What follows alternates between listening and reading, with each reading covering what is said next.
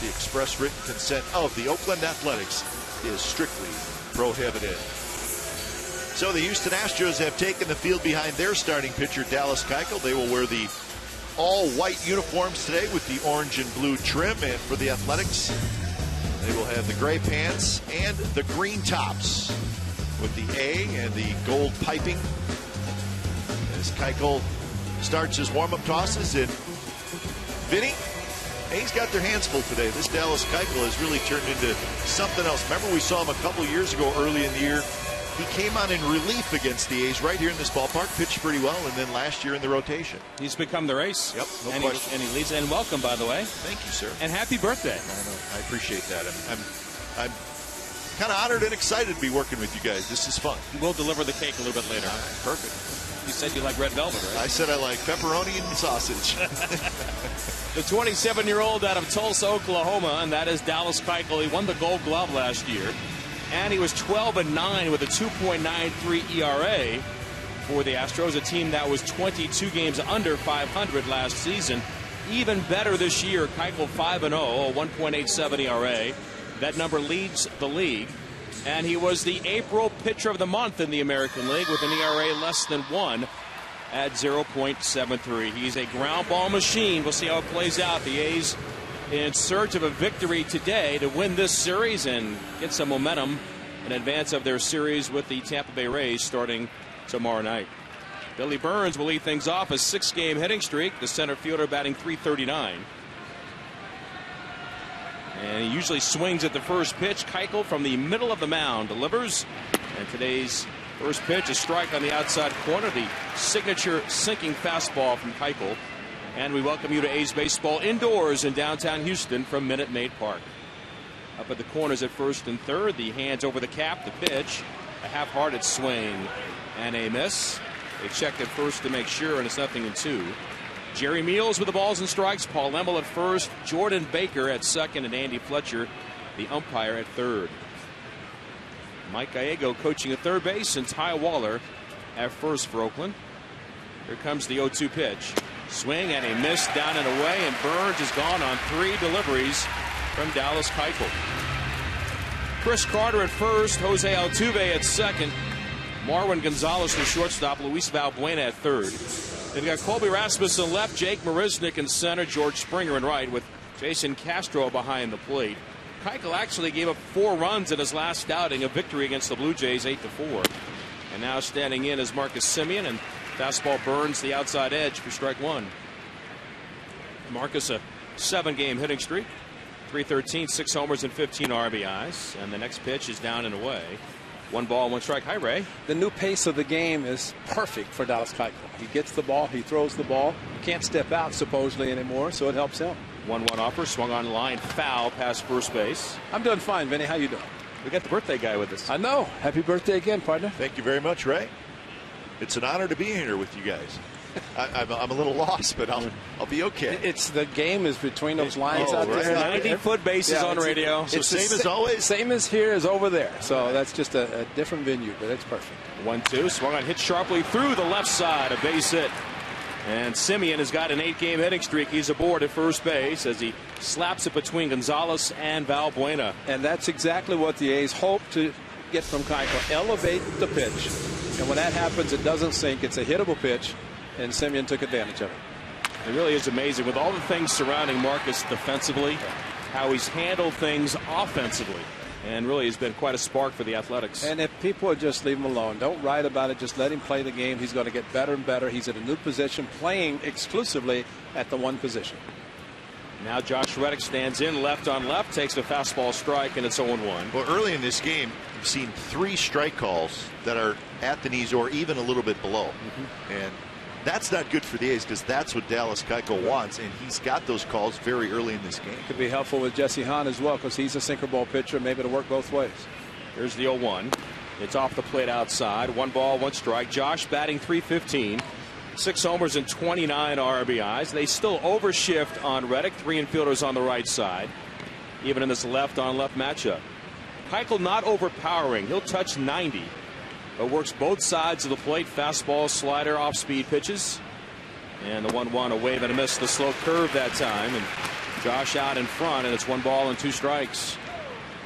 I think a lot of times too, Benny, with a left-handed pitcher, that alone will keep a runner at first base, but he uses a slide step, which probably helps in his delivery. He uses slide. Short lead at first for Semien, held by Chris Carter. Another breaking ball, a wave and a miss. And down goes Reddick on strikes. 2 Ks in this opening inning for Keuchel.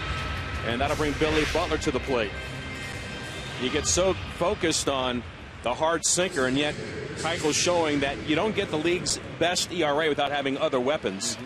And showing that so far today. A 7th round pick out of the University of Arkansas. And he's working off the third base side of the hill now. He faces Butler. And the ace DH takes low and outside, ball 1. In fact, you look at the pitching staff for the Astros in terms of velocity. They are the softest throwing staff in the league. Not really bothering them at 26 and 14. Next offer is outside on Butler, ball 2. 2 balls and no strikes. Keuchel take it in that 2009 draft. And Billy batting .267, 4 homers, 21 driven in. Just underway, no score, top of the first, 2 outs, and Semien at first base. A look in that direction. Now the pitch, a sinker low and outside. Keuchel seems like the kind of guy that you may go 0 for 4, and he's not going to blow you away, but you'll be a little bit frustrated because you'll put balls in play. You maybe even hit him hard, but he works the lower part of the strike zone so well that you walk away and you're surprised, but yet you're 0 for 4. And their opening day starter this year. He comes inside on Butler, catches the corner for a strike, and it's 3-1. You think about the history of this franchise, and it is pitching dominated with names like Nolan Ryan and Larry Dierker, Don Wilson, J.R. Richard, Mike Scott. You look at this guy, Dallas Keuchel, and now he might be their opening day starter for years to come. And doing it a different way. 3-1 delivery is low, ball 4. The A's have got something going. 2 on with 2 outs for Brett Lawrie. That was a great pitch to not be called a strike, and even better for Billy Butler not to swing at it. I mean, if you establish the lower part of the strike zone from the hitter standpoint and don't help him, it's going to be much better off, and that's what the A's hitters have to do today. Now Brett Lawrie, 4 hits in the series. His average at .268. 2 homers and 16 driven in, and he had an RBI, a part of a 3-hit game last night for the A's, and a 6-4 loss. He's been using the right side of the diamond successfully recently. See if that continues here against Keuchel. 2 on and 2 out. Slide step the pitch to the outside corner, strike. It's 0-1. Doesn't mean the Astros are playing him that way. He's got a nice big hole on the right side. They shift more than just about any team in the league. 0-1 offer, breaking ball, a tapper up the first baseline, a half-hearted swing by Lawrie. He was fooled on the pitch like Reddick was earlier in this inning, and it's 0-2. Almost have to get used to his delivery because he uses a slide step a lot, but there are cases he'll lift the front leg, and it's just a matter of alternating his delivery to the plate. Got to get used to that beard too. Any outdoorsman would envy that beard that has got some kind of length from Dallas Keuchel. Checks the runners at first and second, and his 0-2 ran it inside off the corner. Really wanted that pitch because usually when Keuchel goes inside, it's not for effect. Yeah. He thinks he's sneaking a strike on that part of the plate. Good take by Lawrie, and it's 1 ball and 2 strikes. Valbuena deep at third. He's off the line, and the 1-2 swung on, roll towards short, and picked up by Gonzalez. Goes to Altuve the short way. They force Butler, and the top of the first is complete. No runs to hit. The A's lead 2 at the end of a half. Oakland 0, and the Astros are coming up.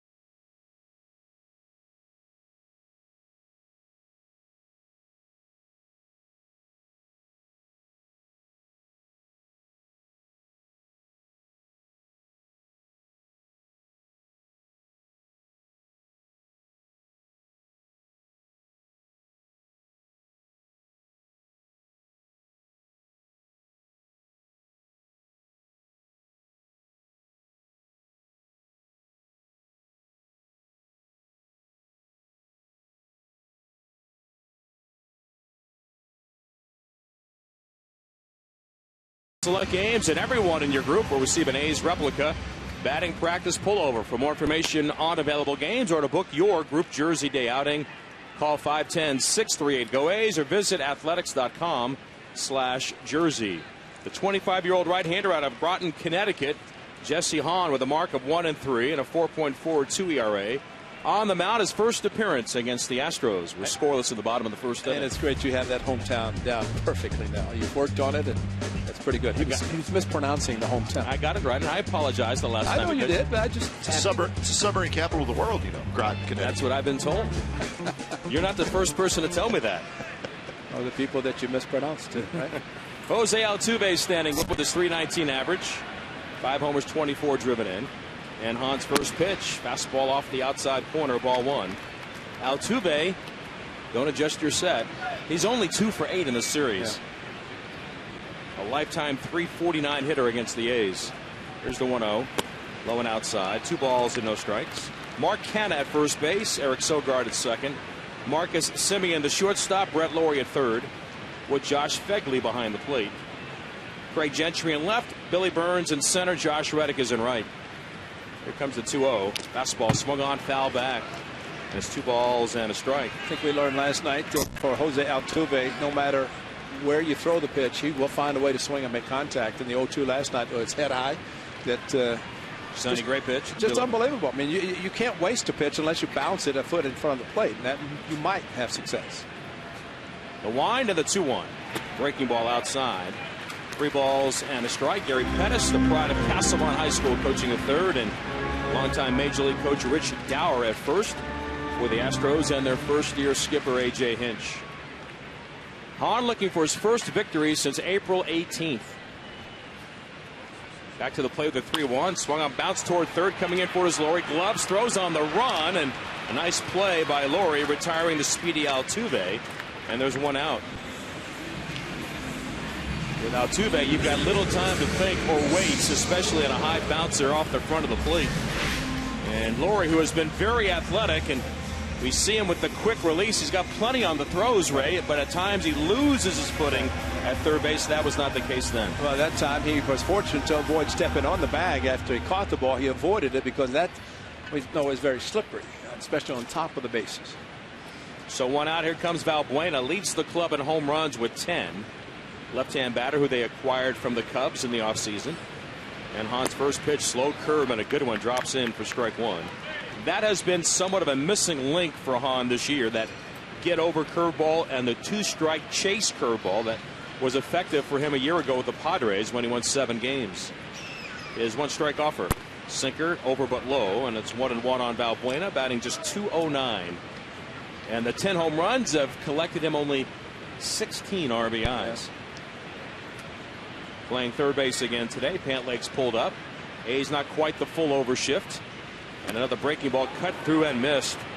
1-2 for this all-or-nothing Astros team that leads the league with 60 home runs. They clocked 3 last night.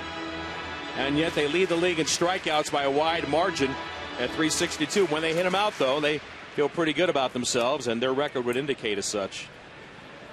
1-2 offer. Breaking ball again outside. It's 2-2. So you're saying Valbuena fits right in with a .209 batting average and 10 home runs, because those are the kind of numbers that everybody in their lineup has. And it makes you shake your head on how they've gotten to where they are.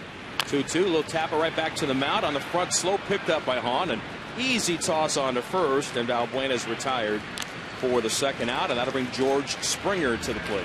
One of the things that Jesse Hahn, before his last start, had worked with Kurt Young in between starts, A's pitching coach.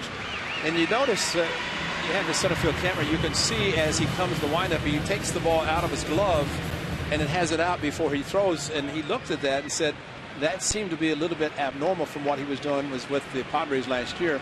He still does it slightly, but you see some pitchers who actually take the ball out and then hesitate before they throw, and evidently that was messing him up a little bit. But he seems to have corrected it and thrown very well the first 2 anyway.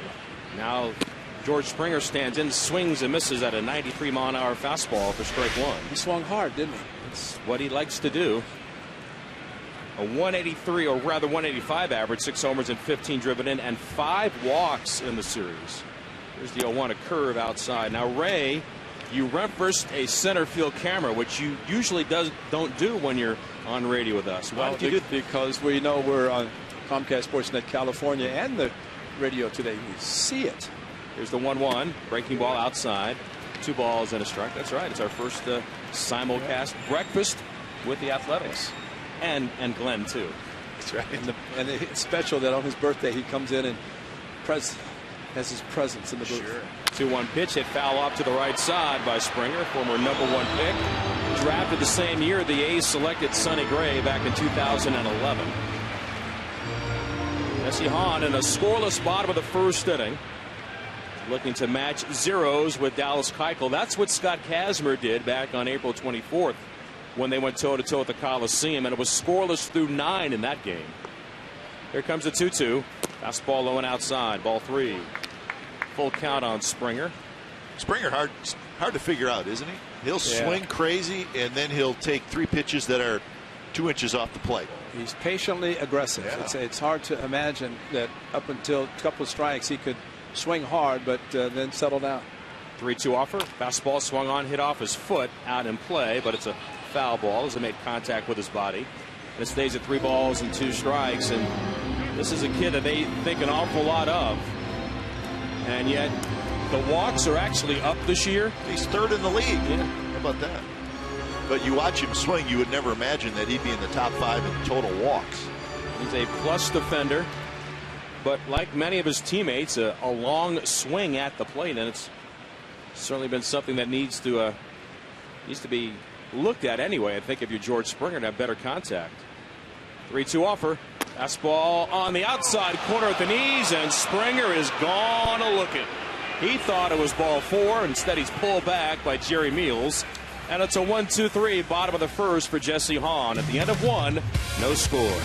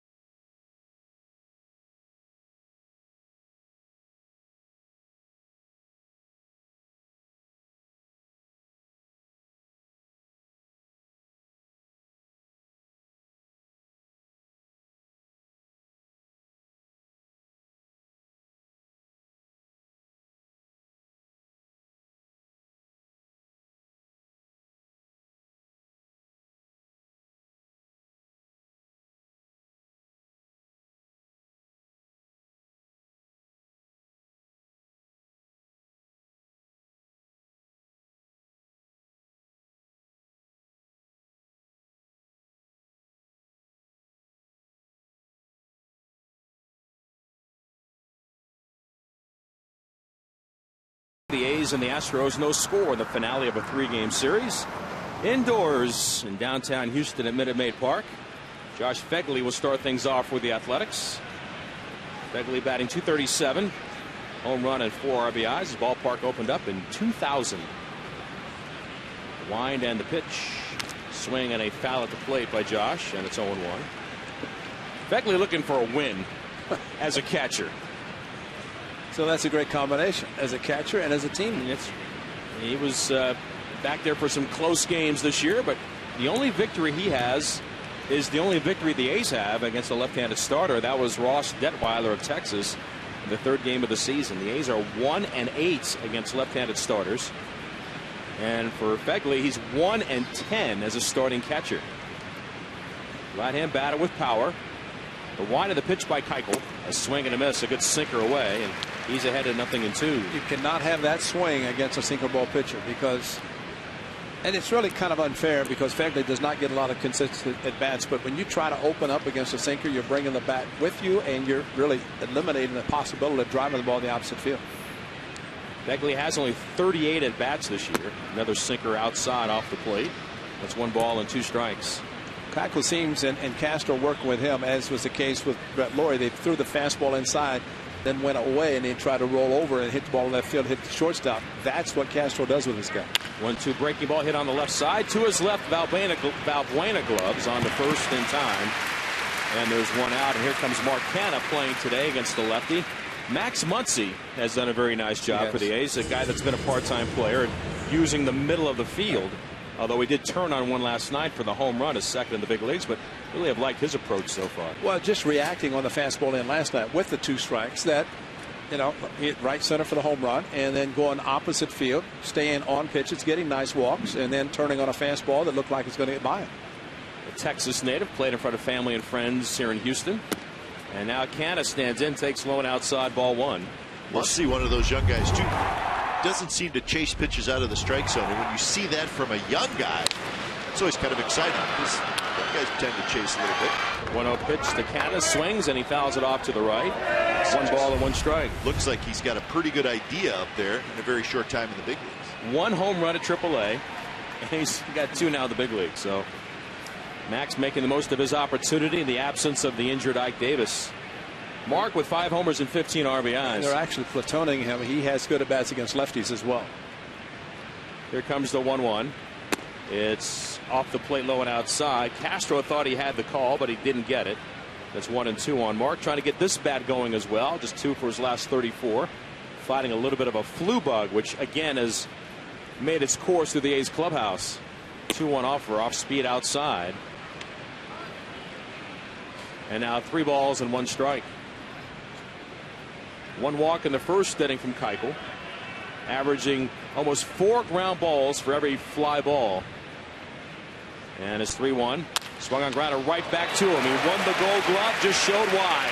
Flagged it down and fires to first, and there are 2 outs. And that'll bring Craig Gentry to the plate. It's all a matter, and a lot of pitchers could learn from him, and especially as a lefty, to square himself up, which means that if there's a ground ball to the right side, he's going to break quickly. Drew Pomeranz the other night, just a slight hesitation, enough for the runner to beat the ball to the bag. And this is the way you're supposed to. That's why Greg Maddux and Jimmy Cott and a lot of these guys wearing Gold Gloves might be seeing it because they did that finish to the plate. Now Craig Gentry getting the start. Also went to the University of Arkansas, but not the same time as Keuchel. Takes a strike on the outside corner. Gentry just 3 for 35, then was sent back to AAA and played a lot there, but not a lot of success at the plate with the Sounds either. Here comes the 0-1. Swung on tap toward the mound. Nice pick on the first base side by Keuchel, and an underhand toss to Chris Carter. 3 ground ball outs for Dallas Keuchel. That's his game, and effective at a 1-2-3 top of the second. At the end of an inning and a half, Oakland and Houston still no score.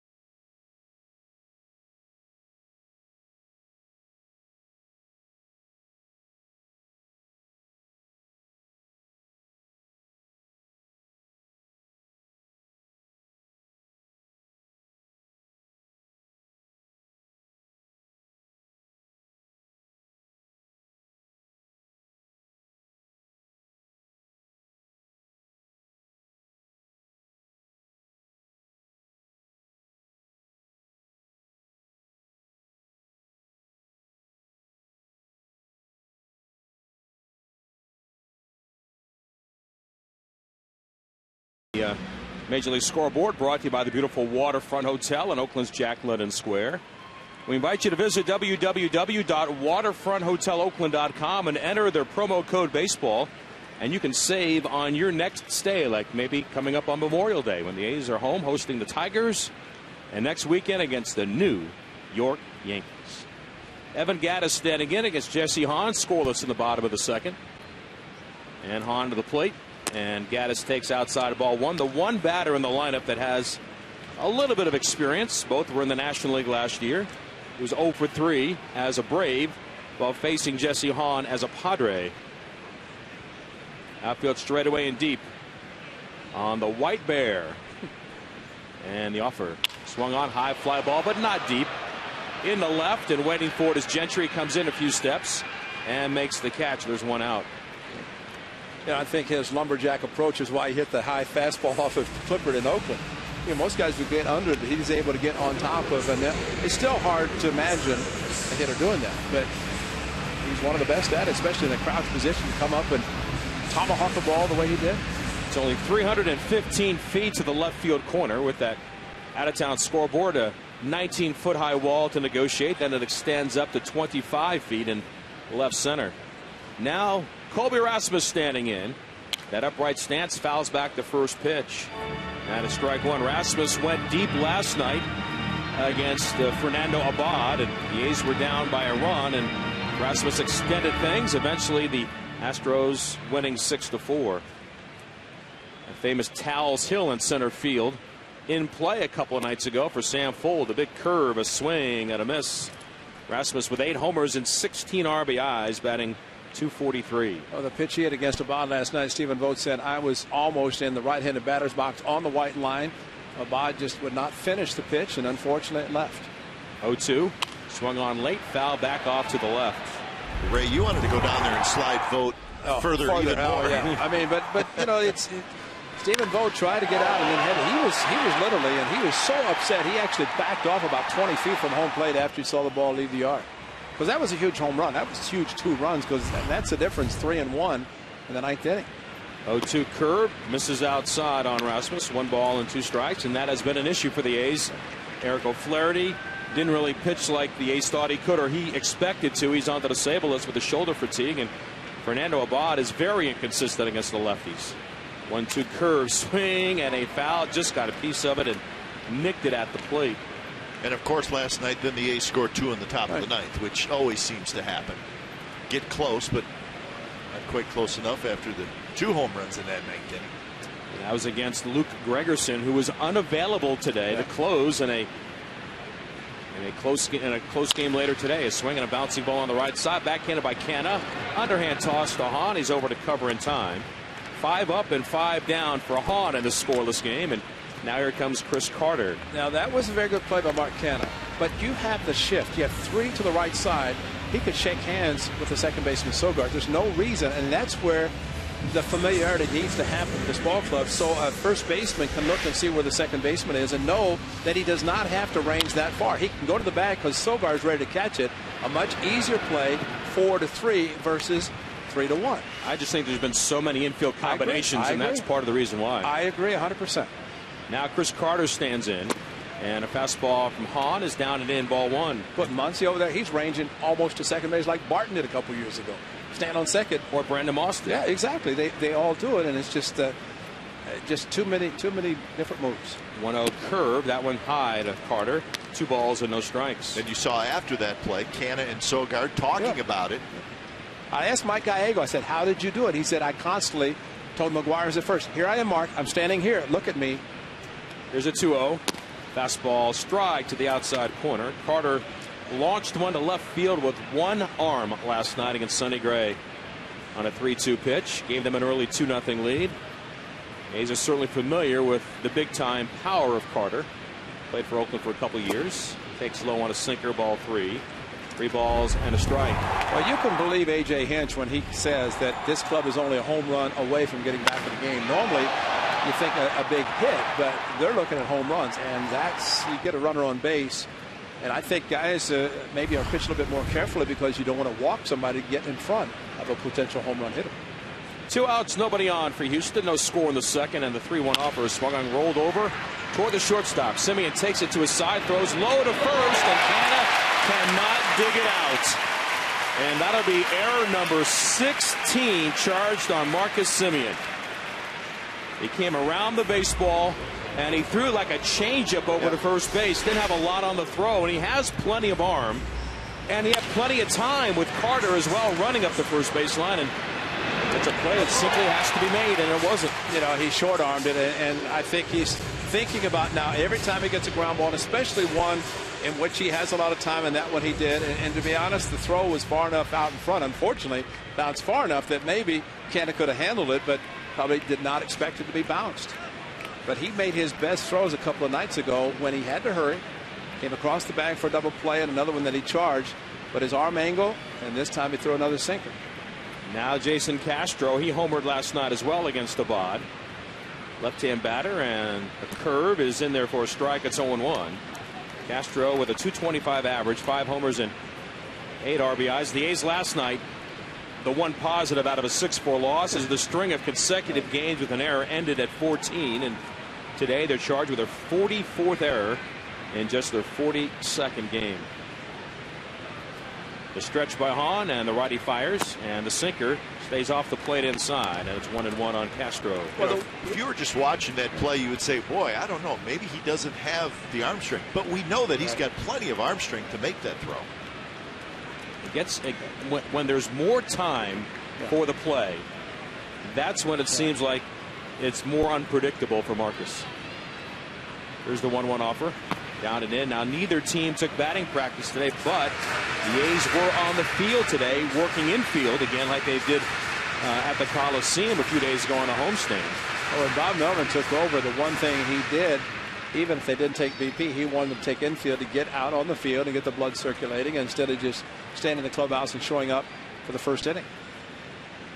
2 balls and a strike on Castro. A short lead for Carter at first. Stretch the pitch, missing inside with a change. Ball 3, 3-1. And by the way, when they came out to take ground balls, initially there were no bases. Kag said, hey, there's no bases. We can't turn double plays or can't do anything with, I guess, phantom infield practice. Seen that before. Brett Laurie well over in the hole between third and short. In fact, he's playing shortstop, and Semien, while on his side of second base, is up the middle. And here comes the 3-1 to Castro. No, instead a throw back over to first base to keep Carter nearby. So you're saying, Ray, paper plates with a rock on top doesn't work like we used to do as kids? That's right. It's good enough, right? Well, you used to just take your foot and you would dig in the dirt a square, and you say that's your base. You knew where it was. And there was no replay back then. You have to worry about technology. Everybody just took each other at their own word. Here's the 3-1. It is off the play. Oh, on the inside corner, Castro flipped his bat toward his dugout and was a step toward first base, and didn't like that call from Jerry Meals as it fills it at 3-2. Well, he'll have to go back behind the plate and apologize to Mr. Meals because he has to accept those pitches from his pitcher too and be the catcher doing it. Well, it was a strike. It's just the location was off where Fegley wanted it. Right. It's a 2-seamer that came back over the inside. Fegley had set up outside. Now full count, and Carter will be in motion. Canna playing behind him now. And here comes the payoff.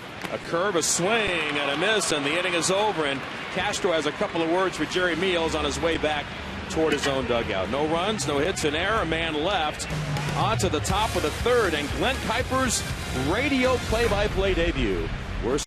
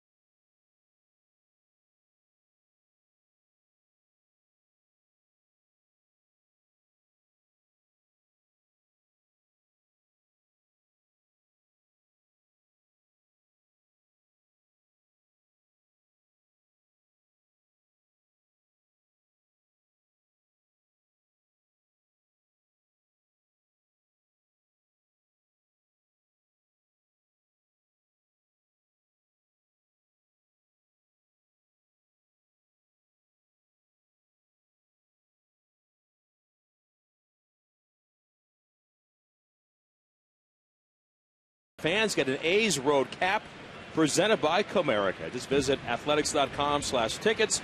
Call 877-493-BALL. On to the third. Here's Glenn. Keuchel's first pitch to Sogard in the dirt. Sogard, Burns, and Semien here in the top of the third for the Athletics. 9-1-2 against Keuchel. Keuchel with a couple of strikeouts, 4 ground ball outs so far. He's given up a hit and a walk. So 1-0 the count to Sogard. No score here in the third. And a fastball a little bit off the plate on the outside, so 2-0. Valbuena, the third baseman, right on the grass, as is Carter, the first baseman. Outfield shifted toward left center and shallow for Sogard. Fastball, high strike called, and the count is 2-1. Just 34 pitches for Keuchel, so he's done a pretty good job early on keeping his pitches down. Fastball low and away, so 3-1. So Sogard gets himself in a hitter's count. Sogard never panics. Every time he's at the plate, it's just so calm, and that is the last instant to pull the trigger. 3-1 pitch, fastball on the outside corner at the knees to fill up the count at 3-2. Sogard is 1 for 7 in the series. He's got an RBI. He's walked. Trying to get things going here in the third. Payoff pitch is bounced toward Carter at first. Carter picks it up, flips to Keuchel just in time. Sogard is retired, 1 out here in the top of the third. 1-3, 1-3, 3-1. That's not good when you're beating the ball on the ground. But Keuchel, the more he gets in a game, and I don't even know, he's put a couple of runners on first inning, but he settles down. He starts grooving the fastball where he wants it, and the sinking fastball. All you can do is beat it in the ground. Try to do what Laurie did last night, taking the low pitch and hit to right center. He talked about get under a low fastball. So 5 consecutive ground ball outs for Keuchel, and now to the top of the order in Billy Burns. Burns struck out swinging leading off the game. Fastball high. But Keuchel does not mess around. He gets it. He stays on the rubber. He gets the sign and he's ready to go. Yeah, you're right. He is a pace of play hero for everybody. 1-1, strike called. Wonder what he does when Gillespie is at the plate with the White Sox. He takes forever. Wonder how much he's going to be fined. 1-1 pitch, fastball down and in to Burns. He takes it. 2-1 the count. Semien to follow here in the third.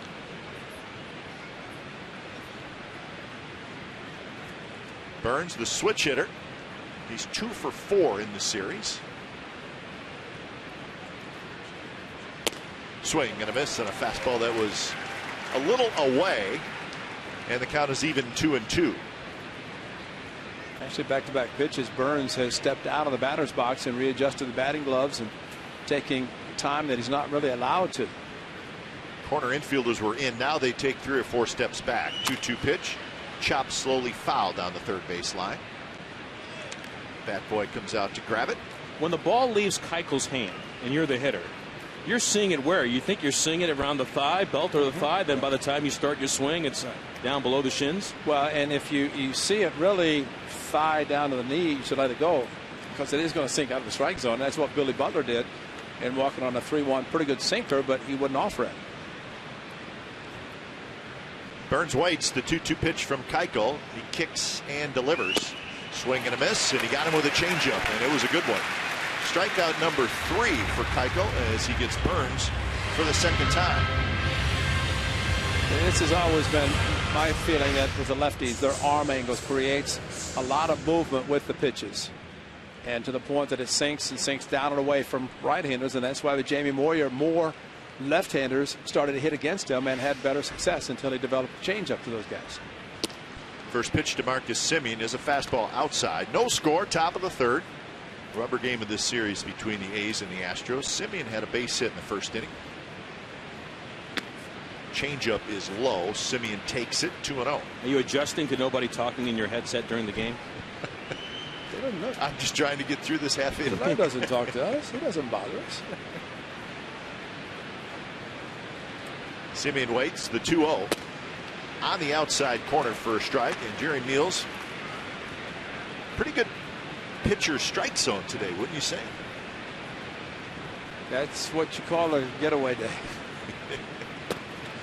Changeup, swing and a miss. 80 miles an hour on the changeup. So right now, Keuchel's just rocking and firing with fastballs and changeups. 2-2 the count to Simeon. You know, Jesse Hahn's kind of the same way. He likes to get it and throw it. So really, two pitchers really trying to get a nice groove. 2-2 pitch is tapped behind home plate, and then it kicks right near home plate. Nobody was quite sure where that was. It ends up, the ball comes to a stop about 3 feet foul on the first base line. So the count remains 2-2. Castro definitely didn't know where it was. It's too bad the spin didn't take it back into fair territory because it had been a base hit. Castro's looking behind him, and as the ball hit the plate or hit behind the plate, and the misconception is the ball hits behind the plate and bounces fair territory, it's a fair ball. Remember to think, well, it hit behind the plate. That's a fair ball. Grounded left side, scooped up by Valbuena, the third baseman. Throws across in time to get Simeon. So that's a 3-up, 3-down inning for Dallas Keuchel. So Keuchel has retired 7 in a row. Bottom of the third coming up from Houston. A's nothing, Astros nothing.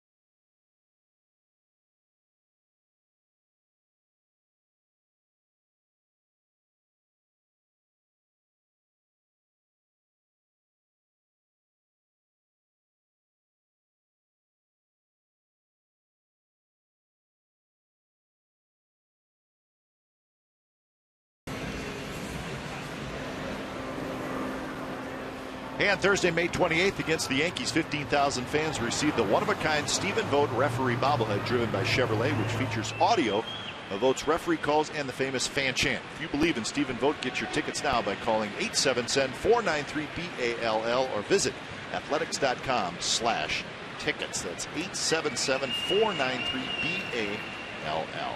Bottom of the third, no score between the A's and the Astros. Jesse Hahn back to work, and he'll face switch hitting shortstop Marwin Gonzalez.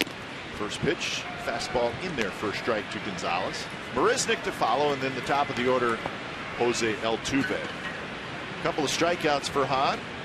So far, the only base runner was Carter reaching on the air last inning. 0-1 pitch, the big curve stays a bit high and outside. 1-1 the count. Jesse Hahn looking for his second win of the year. Thought he had one in his last start, but White Sox came storming back. Gave him no decision. A little bit inside with the fastball from Hahn, 90 miles an hour. And they've been playing good baseball. They've won 7 of their last 8 games. Got to 500 against the A's with the sweep and continue to play well. 2-1 pitch is a strike inside corner. And it's 2-2. Defense straight up for the Athletics. Jesse Hahn doing a good job using both sides of the plate, and probably as a sinker ball pitcher, pitching well inside to the left-handers, sometimes bringing the ball back, other times as that last one, a four-seam fastball inside. 2-2 is belted toward left center field. Burns on the move. He's not going to get it. It's going to roll all the way to the wall in deep left center field. Gonzalez to second. He'll stop there with a leadoff double. So again, the defense was playing straight up, and Gonzalez, who sprays it around pretty good. Found left center field. It was a high fastball, and he took advantage. Well, his hands down very low, and kind of an unusual setup, a loading, but you make a mistake as Jesse Hahn did with a high fastball. He'll go to the opposite field. He did it in Oakland the same way over the weekend series. So the Astros, a leadoff double by Marwin Gonzalez here in the bottom of the third. That's their first hit, and here's Jake Marisnick. Marisnick hitting .292, 3 home runs, 15 RBIs. Very hot early in the season. He has cooled off. Hahn's first pitch is a fastball called strike on the outside corner to the right hand, hitting Marisnick.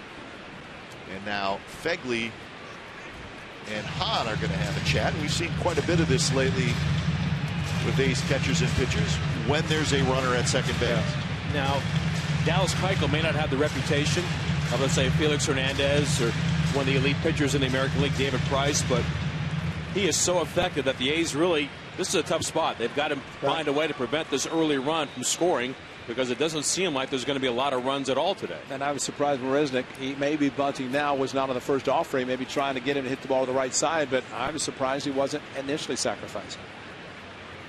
Hahn, a double look towards second, and the 0-1 pitch, a breaking ball, and it's through Fegley to the backstop. And Gonzalez goes to third. Don't have to bunt. Nope. So it's a wild pitch. It's a breaking ball. Fegley just could not get to it. It was breaking down and away. And probably a ball that, even though it's going to be a wild pitch, but probably a ball he should have blocked. Yeah. Every little thing so far this year has conspired in such a big way against the A's. So now the infield has to come in. 1-1 the count to Marisnick. Hahn delivers, and it's a fastball that runs in off the plate. Almost hit Marisnick. 2-1. Well, maybe Jesse can draw from his Kansas City game in which he had to run the third, nobody out, got out of that jam and ended up picking up the win. It's just tough, though. This club puts the ball in play. Hahn pitching from the stretch. Kicks, and the 2-1 delivery is blooped over first into right field for a base hit. Gonzalez trots in to score, and Marisnick with an RBI single, and the Astros lead 1-0. Nothing more than just a little jam shot right over first base into short right field. Another elevated fastball, and as he did with Gonzalez, a double, and you keep the ball down, you get ground balls. You elevate, you get fly balls. In this case, you want the ground ball. And that ball probably ends up at Canna on the ground and holds the runner at third base. Yep. So Marisnick gets his 16th RBI to give the Astros the 1-0 lead, and now it's the top of the order. Altuve and Marisnick, the runner at first, has very good speed, so you got to keep an eye on him. Hahn delivers, pitch out, nothing going on. Marisnick has 9 steals on the year. He's only been thrown out twice, so another serious base stealing threat for the Astros. Astros have 39 stolen bases this year. That's tops in the American League, so they lead the league in stolen bases and home runs. 1-0 to Altuve. He grounded out to third his first at bat. Marisnick bluffed going, stays at first. Pitch is called a strike. 1-1. One of the signs that Bob Melvin will call is a slide step. In the case of base stealers, you try to do the slide step to get the ball quickly to the catcher. Fegley throws well, which we've seen that with a quick release. Footwork has been outstanding. Hahn, a glance toward first. Marisnick has a good lead, being held by Canna. And now he's going to go over there. Marisnick's got a little lean going. So something could be on here with Altuve, who sprays the ball all over the field. So this is a tough defensive situation for the A's. Or unless he read the pitch out, Altuve actually squared around on the pitch out, and I guess he might have been doing that to try to deke the A's and the defense. Middle infielders double play depth. And another throw to first. Diving back head first is Marisnick. Valbuena to follow, with the Astros taking a 1-0 lead here in the bottom of the third.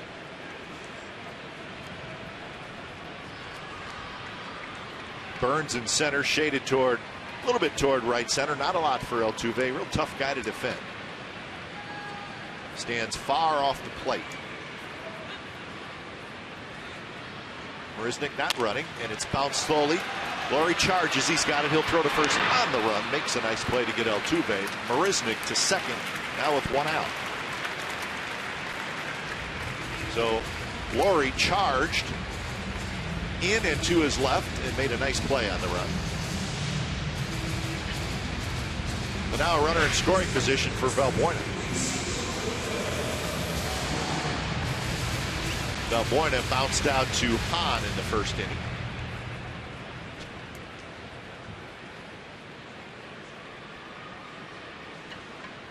Valbuena, 10 home runs, 16 RBIs. Taking over that third base job. The last couple years, it's been the youngster Matt Dominguez. And he's a AAA. Very good defender. Had some occasional power 2 years ago. Really went backwards last season. Didn't have a very good spring training. It was Valbuena and Dan Straley coming over from the Cubs for Dexter Fowler. First pitch, big curve in for a strike to Valbuena. So Dexter Fowler just 1 year here with the Astros and now with the Cubs. Jesse Hahn constantly has to deal with his height, 6'5". He wants the downward plane when he elevates pitches, which he's done twice in this inning. So he's not following through and throwing to the lower part of the strike zone.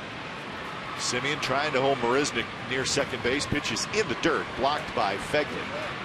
So the count even at 1-1 to Luis Valbuena. Astros with a 1-0 lead. Marisnick RBI single that scored Marwin Gonzalez here in the third. Marcus Jensen works a lot with the catchers on blocking balls in the dirt. He takes it personally when one scoots past, as it did earlier in this inning. George Springer waits in the on-deck circle. 1-1 the count to Valbuena. And he rips one foul into the seats down the right field line, just past the Astros dugout. Way out in front of a curveball. So now Hahn ahead in the count, 1-2 to the left-handed hitting Luis Valbuena.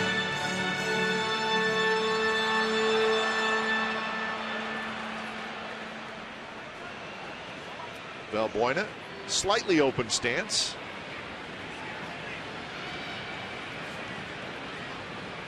Marisnick, good speed at second base. Hahn with a long look towards second. Now delivers a fastball that's inside, 90 miles an hour. So the count even at 2-2. One out here in the third. And a run in. Well, a little surprise, Marisnick, who has at second, as you mentioned, with the speed. And anytime you're pulling a shift, that means just the third baseman and lower it way off the bag. Always a difficult play for a catcher to try to throw to a moving target or to throw to the bag, hoping the third baseman will get there if there's a steal attempt. Simeon dashes in behind. Possible pickoff attempt. Now he backs off, and the pitch to Valbuena is hit high and foul into the second level.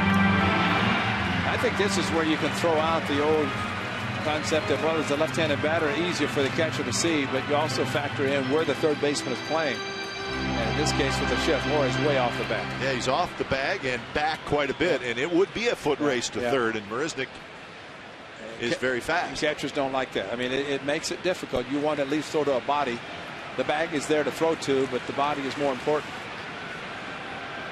2-2 pitch to Valbuena, and here it comes. And off-speed pitch that stays high. So now full count. 54 pitches for Jesse Hahn with one out here in the third inning.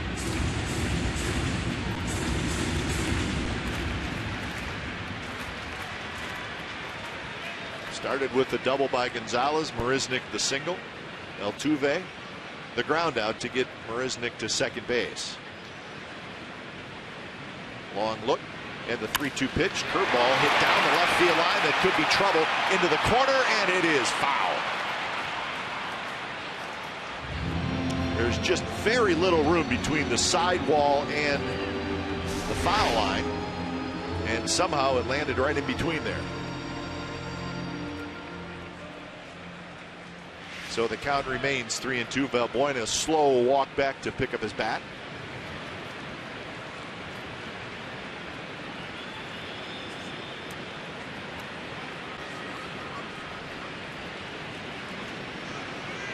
So 3-2.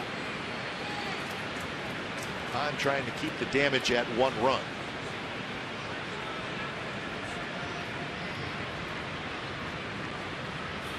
Again, Simeon holding Marisnick at second, and the pitch is a fastball inside, and he walked it. And before Springer comes up, let's pause for station identification. This is the Oakland Athletics Radio Network.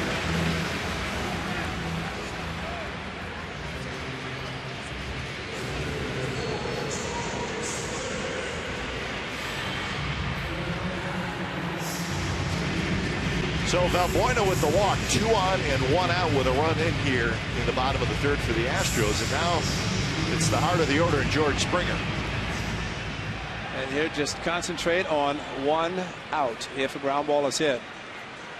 And this is where the A's have to get in that habit of trying to just take what is given to you, not to try to do too much. And right now this would be the case if he can get the ground ball.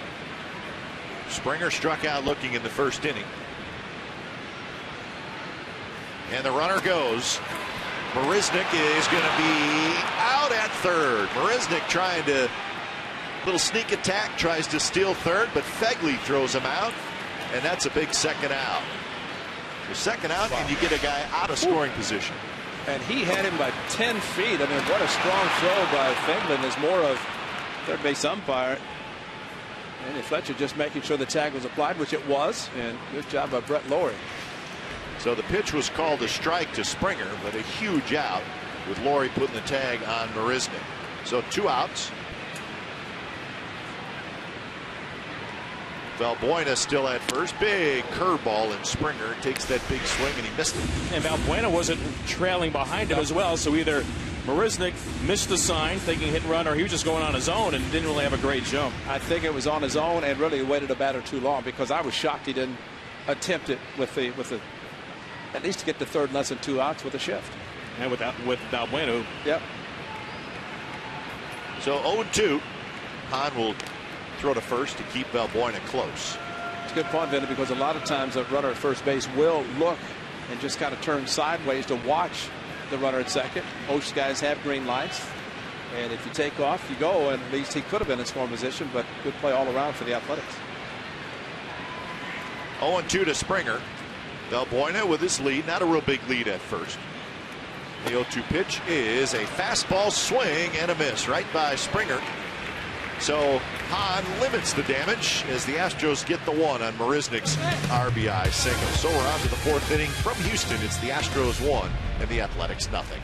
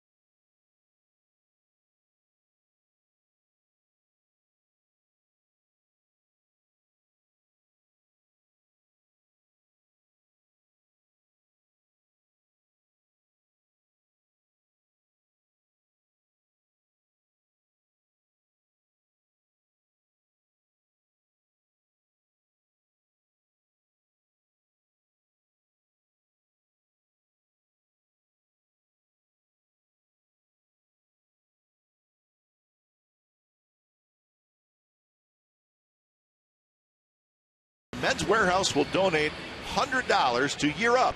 Right now, find great deals on designer brands including Joseph Abboud, Calvin Klein, and Kenneth Cole. To find a store or to shop online, visit menswarehouse.com. Top of the fourth inning from Houston, where the Astros are leading the A's 1-0. Astros got the Jake Marisnick RBI single last inning for the only run in the game. A's will send Reddick, Butler, and Laurie to the plate here in the fourth against Dallas Keuchel. Keuchel rolling along. First pitch to Reddick is a fastball on the outside corner for a strike. Keuchel has retired 7 in a row, and I got 6 of those 7 on ground ball outs. All right. So that's his thing. Slider outside corner, strike 2. Reddick can't believe it, and it drops his shoulders, flips the bat. Jerry Meals has not been terribly popular with either team so far, although it's been a pitcher's strike zone so far. Keuchel kicks, 0-2 pitch. Didn't miss by much, a fastball away. If that one would have been called a strike, Reddick may have gotten thrown out of the game. Reddick struck out swinging in the first inning, 1 of 3 strikeouts by Keuchel. Shift is on, and Reddick drives one toward left. Rasmus going back, and a couple steps in front of the warning track. He makes the catch, 1 out. Reddick has kind of reached for it a little bit. He didn't really drive it. So now 8 in a row retired by Keuchel. The only hit for the A's was Simeon's 1-out single in the very first inning. Butler walked later on in that inning, so that's the only real scoring opportunity the A's have had. Sometimes you're the ERA leader because you get away with the pitch. And that breaking ball was up. Like you mentioned, not great contact by Josh. First pitch to Butler is just a bit low. Keuchel wanted that strike. He's got the low strike. In fact, Castro talking to Jerry Meals now, but looked like that one was a little bit low. So 1-0 to Butler, who again walked in the first. And a slider inside corner called a strike. And the bunching in the outfield once again with Butler at the plate, usually a gap-to-gap hitter, and Rasmus way over in left center. Butler very rarely will pull the ball down the line. 1-1 pitch is way inside, 2-1, and Springer very shallow in right field. And we've seen Billy Butler drive the ball to right field. We've seen him drive it over the wall in right field. Keuchel 2-1 changeup, and Butler chased it. It was outside, 2-2 the count. We don't want Butler to hit the ball so hard to right field that he's thrown out at first. That's true. Springer may be eyeballing that too a little bit. And that's a fastball in, changeup away, and Butler should know that it's kind of a setup pitch for Keuchel when he pitches inside. 2-2 pitch, slider inside. So a full count to Butler, who's 2 for 8 in the series. He's got a single and a double. Batting average sitting at 267. Payoff pitch, here it is, and it's just a touch outside, and Butler gets the walk. And now Keuchel is just standing on the mound staring in at Jerry Meals. So I think he feels like, I've got that pitch earlier today. Why am I not getting it now? Why is the call inconsistent? He also could be thinking, why is Butler not swinging at it? But Butler is a patient hitter. He does not swing at pitches a lot of times that maybe other hitters would. So 1-out walk. So that breaks that stretch of 8 consecutive ace hitters retired by Keuchel. You see that? His fastball pushed him off the plate and went back outside. And you know, a lot of times you can, it's been consistent so far in the early part of this game where it's been hard in, and then Castro moves back, next pitch outside. Here's Laurie, who lines one over the glove, off the tip of the glove of the third baseman Valbuena. It rolls down the left field line. It's picked up quickly by the shortstop Marwin Gonzalez. So it'll be a hit for Laurie, and the A's have runners at first and second with 1 out. Valbuena leaped up, and he just got a little bit of leather on it, and then it sailed past him and down the left field line. Elevated changeup, and the thing about this is the lack of speed of Billy Butler. And with the ball off the glove, it might have been a double for the hitter and the runner going to third base, but Billy Butler just does not run fast, and can't fault him. He's been like that his whole career. So 2 on and 1 out. Astros leading 1-0 here in the top of the fourth, and it's RBI opportunity for Josh Begley. First pitch, sinking fastball for a strike. I remember the game that Keuchel pitched against the A's on Friday night. The A's loaded the bases, 4-6-3 double play, and out of the inning. And so that's the problem hitters have with Keuchel, because a ground ball could result in that. And there's a line drive, base hit left field. It's picked up by Rasmus. Butler will be held at third. So the A's have the bases loaded with one out, and Mark Canha coming up. So Phegley with a soft line drive to left field. Rasmus charged it nicely. At no point was there any intention of Billy Butler trying to score. That was not part of the equation just yet. And while foot speed might have been part of the equation that time, I don't think, no matter who is there, given as shallow as Rasmus can play, knowing that the ball's over his head, it's going to be a double off the wall, that he can take away those opportunities to score from second base on a base hit, and he's got a plus arm. It's called Fenway Park. Yeah, it's very difficult to score anybody right from second base here in this ballpark if it's hit to left field. So base is loaded. First pitch to Canha is a sinker low. Well, Mark Canha is hard and as big as he swings. He's got to be thinking, stay back, think opposite field, and not roll over. That's what Keuchel was looking for, and it was the third inning in Oakland on the Friday night. This is the fourth inning. Another bases loaded, one out. 1-0 pitch to Canha, and missed down and away, and now it's 2-0. Kathy, you've heard me talk about this. Look where Carter's playing at first, and look where Phegley is. Phegley can get such a big lead that if there's a possibility of a double play, maybe he could do what Muncy did to Altuve in Oakland and upend him where he can't throw. Sure, he could get 15 feet off the bag. Get off as far as the first. They're not going to try to pick him off. 2-0, Canha in a great spot. Bases loaded, one out. And the pitch is hit high and foul right field side into the second level. So Butler at third, Laurie at second, Phegley at first. Pretty consistent with the slide step for Keuchel, and probably uses that as a ploy, kind of a quick pitch, but occasionally will lift the leg. But in bases loaded, nobody's going to be running. He's staying with the slide step and probably feels a little bit more comfortable.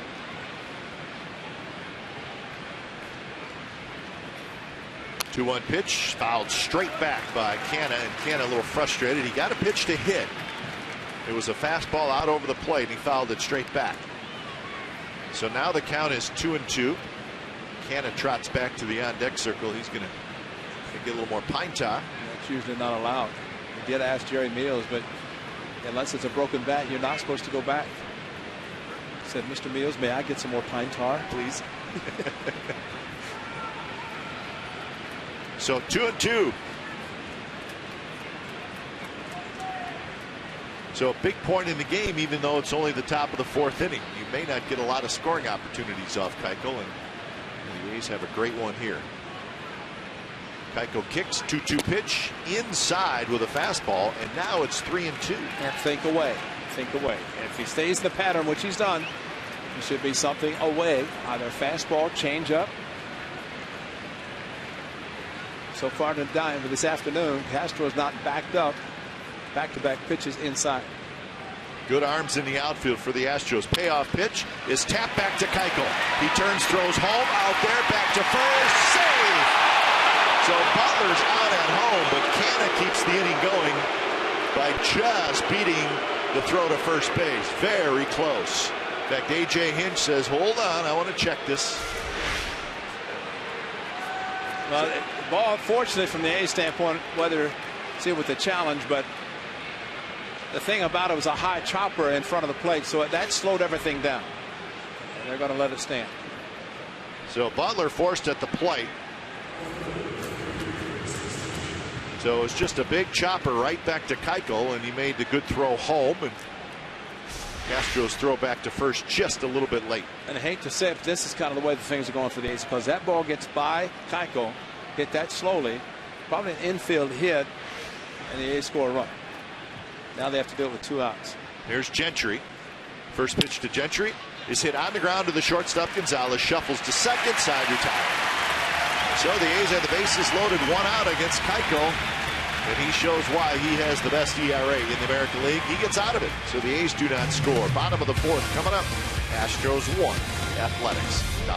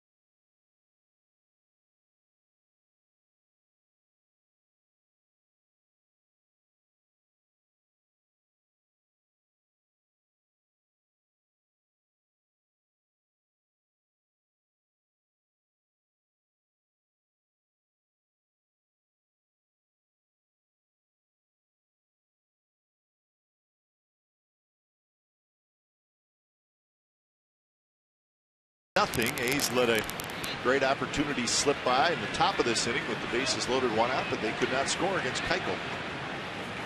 And a couple of ground ball outs by Keuchel. What a surprise. Well, that's a great weapon to have, to know that if you get in trouble, I mean, just trying to get a sac flying against a ground ball pitcher, it's hard to do. Evan Gattis to lead it off against Jesse Hahn. Gattis, Rasmus, and Carter. Jesse Hahn kicks. His first pitch of the inning is ripped foul down the left field line. Way out in front was Gattis.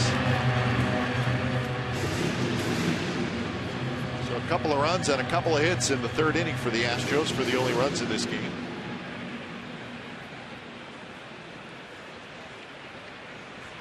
Gattis hit a fly ball to left field in the second. He's 2 for 8 in the series. Little pop up behind second. Sogard out into shallow right center field, and he's got it. Sounds like a broken bat off Gattis, so that's out number 1. Think of the old adage of a bases loaded situation that you say the pitcher's in trouble. I think Dallas Keuchel feels that the hitter's in trouble when he has the bases loaded, because he can do so many things. And I think there's the youthfulness at times comes into play when you get to plate and then you start thinking the pitcher's not in trouble, and you try to do too much and squeeze the bat, and instead of having a normal swing and try to drive the ball, you beat it in the ground. Here's Rasmus, who takes a fastball on the outside corner for a strike, and it almost looks like Keuchel says, you know what, I may even take a little bit off here. Exactly, because he can do that. No, he's confident in the strike zone. Come back 3-2 as was the case with Canna. He got the job done. 0-1 pitch to Rasmus, hit hard, but right at Sogard, who goes down to a knee to scoop it up. Throws to Canna. 4-3 on the putout. So 2 quick outs here for Jesse Hahn in the bottom of the 4th. The A's will head to St. Petersburg after this game. Start a 4-game series against the Rays tomorrow at Tropicana Field. A much different Rays team. A lot of changes in the offseason, but still tied with the Yankees for first place in the AL East. How do they do that? Minus Alex Cobb and Matt Moore right now in the rotation. And Smiley. Smiley's out as well.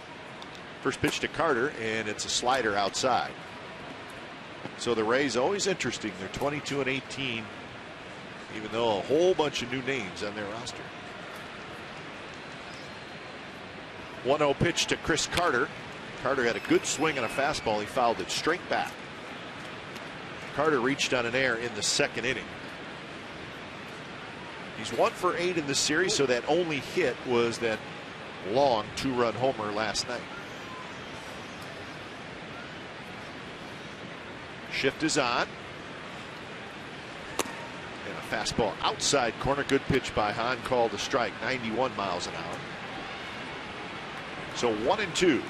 Sogard, the second baseman, who was playing on the left side of second base. Now he walks over. He plays a couple steps to the right side. Curveball hit in the hole. Simeon backhands it at short. Straightens up. His throw is in the dirt. Canna digs it out. Side retire. So nice play by Mark Canna as he dug out the low throw from Simeon. And it's a 3-up, 3-down inning for Jesse Hahn. We're headed to the 5th. Astros 1 and the A's 0.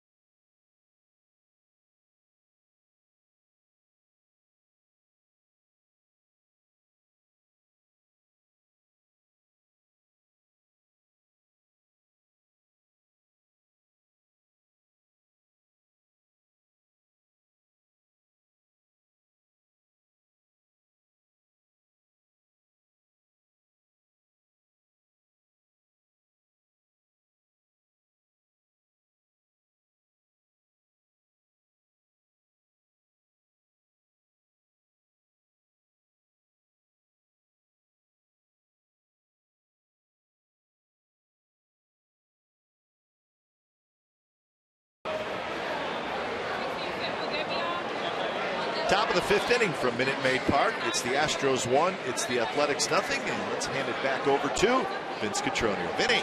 Eric Sogard starts things off for the A's, down 1-0, followed by Billy Burns and Marcus Semien. You're not going to thank him?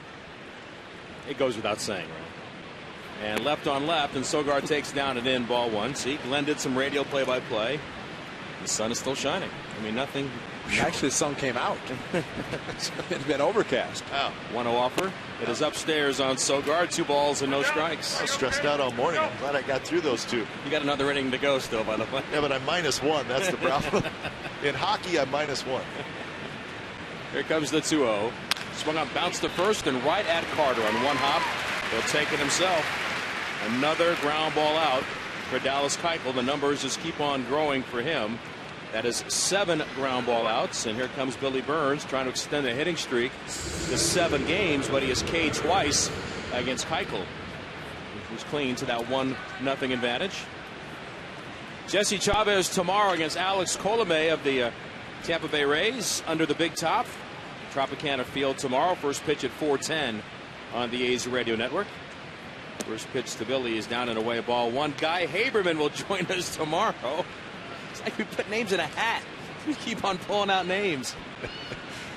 Here comes the 1-0. Swing and a miss. Good changeup. And Billy out in front of it. That's 1 ball and 1 strike. So Guy's probably in the air right now. He's probably flying right over Houston, heading to St. Pete.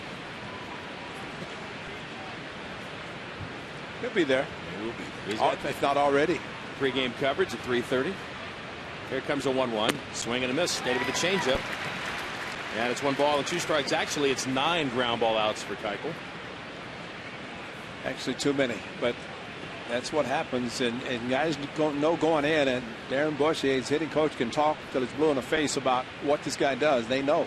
1-2 pitch poked towards shallow left. Coming on for it is Rasmus. He was cheating in, and he's there to make the play for the 2nd out. If you're an outfielder and you don't cheat that much with Billy Burns, there's something wrong. Because that's all it's going to do. His swing is that way. And he was able to get a couple of hits the other night. Very similar swing, dropping in front. Just touching the ball with the bat. And the only way he can do it really is hit it up the middle like he broke his bat in one of the hits the other night. Monday night. He'll hit 20 balls like that for every 1 ball that he hits over an outfielder's head. And it was a line drive. Now Semien extended the hitting streak to 8 with a base hit in the 1st. Bounced to 3rd in the 3rd. A's down 1-0. And a breaking ball from Keuchel is low for ball 1. But watching Marcus right now in the field, he's been charged with an error, and he was just saved on a low throw by Mark Canha at first base. It just seems that it is more mental now than physical. I mean, he's trying everything he can, and it just the head starts spinning. He's swinging a bouncy ball on the right side, and Carter's there in the hole. Underhand toss to Keuchel. He breezes through the top of the 5th inning. The A's go 1-2-3. On to the bottom of the 5th. It's still 1-0 Houston.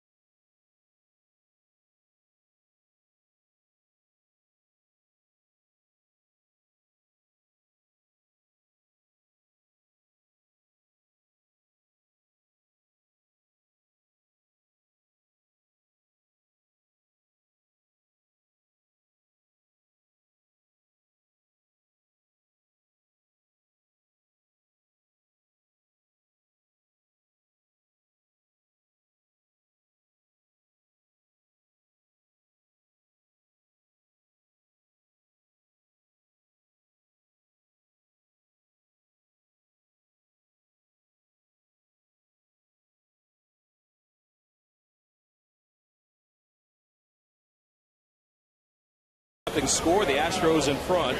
Jesse Hahn back to work, facing Jason Castro, Marwin Gonzalez, and Jake Marisnick. Did you see those burgers?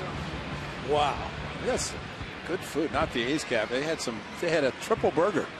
Kipe over here just everything's bigger in Texas, Ray. Look, Kipe just over here just mouthwater. They were selling a. There they are. Look at it. They were selling a Major League helmet bowl of nachos before. I already had one of those in the lunchroom. I mean, just so you know, guys.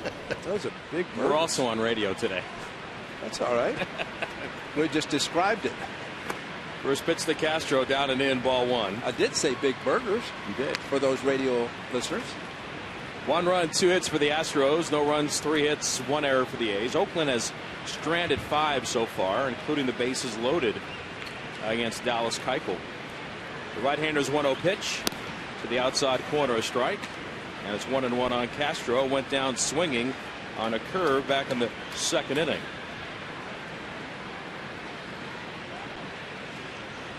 Castro's average not that great, but he's done an outstanding job behind the plate. 1-1 offer, swung on and fouled. 1-2, former All-Star for the Astros back in 2013. This is a first-place club, and you look at the team and you say, well, a first-place club deserves multiple All-Stars. Dallas Keuchel is certainly going to be in that conversation, and probably Jose Altuve, but can't really say there's anybody else aside from that. Here comes the 1-2 offer. Slow curve, swung on and pulled outside of first base, where the A's were the first place club last year heading into the All-Star break. They had multiple All-Stars go to the Midsummer Classic. And see, the Astros would like to do what the A's didn't do, have fewer All-Stars and play better the second half, because the A's did not play well enough the second half. It took them the final day of the season, but the Astros, I think they would give up a lot of All-Star presence. 1-2 pitch, backdoor breaking ball, and again reached for by Castro, got a piece of it and hits it outside of first base. Well, the question now, because the Astros have shown that they're doing a great job. We're almost through May, and it's going to be, can they sustain this? Can they keep playing this well? And that's going to be a big question for them. Another 1-2 from Jesse. Swing and a miss. Got him upstairs with a fastball, and down goes Castro on strikes. That is the 4th K today for Hahn. Trailing 1-0. Here comes Marwin Gonzalez, who has scored the game's only run. A leadoff double in the 3rd came around on the RBI single by Marisnick after a wild pitch. Do you guys think the Astros can continue to do enough offensively the way they are offensively, where it's home runs? I mean, their batting average is very low. I think it'd be difficult to continue to score enough runs all year long when that's all you do is hit home runs. The wind, the pitch, bunted and fouled straight back to the screen behind Fegley for strike 1. But they catch the ball. Yeah, they get up less than half the unearned runs that the A's have. They're 4th in the league in ERA, and their bullpen is number 2. Those factors as well, I think, help soften the numbers you're talking about offensively. Yeah, I think they can keep up the pitching and the defense. I agree with you. The offense is a little bit of a different story. Monday night, if they had done the little things, the non-home runs, which they didn't hit one, look at the opportunities they had with a base hit and how much they could have improved that game and probably won it. 0-1 pitch, swung on, high pop-up behind the plate. Fegley takes a look, almost reaching the roof and then landing back out of play in the seats, and it's 0-2. I think you're going to run up against more good pitchers who are going to prevent home runs, because over the course of a season, and I still believe that for a 30 to 40 home run hitter, there's a lot of at bats you have to do other things than just hit home runs, and if your average is at 200, that means you're not doing the other things like driving in runs. Look at Valbuena, the 10 and 16. That's not a productive hitter. Their only hitter better than 300 is Jose Altuve. 0-2 is off the plate outside, 1 ball, 2 strikes. The other side of that is, at some point, the A's have got to play better than 14 and 27. No question. And the Angels are, and the Mariners are, and even the Rangers are playing better. So it's going to be, there's a lot of parity in the division. 1-2 pitch, swung on, foul back. We're in the bottom of the 5th inning. A's down 1-0, 1 out, nobody on for Houston.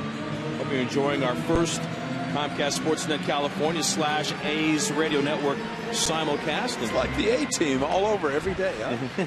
Non-stop 9 innings of the A-team for 3 hours.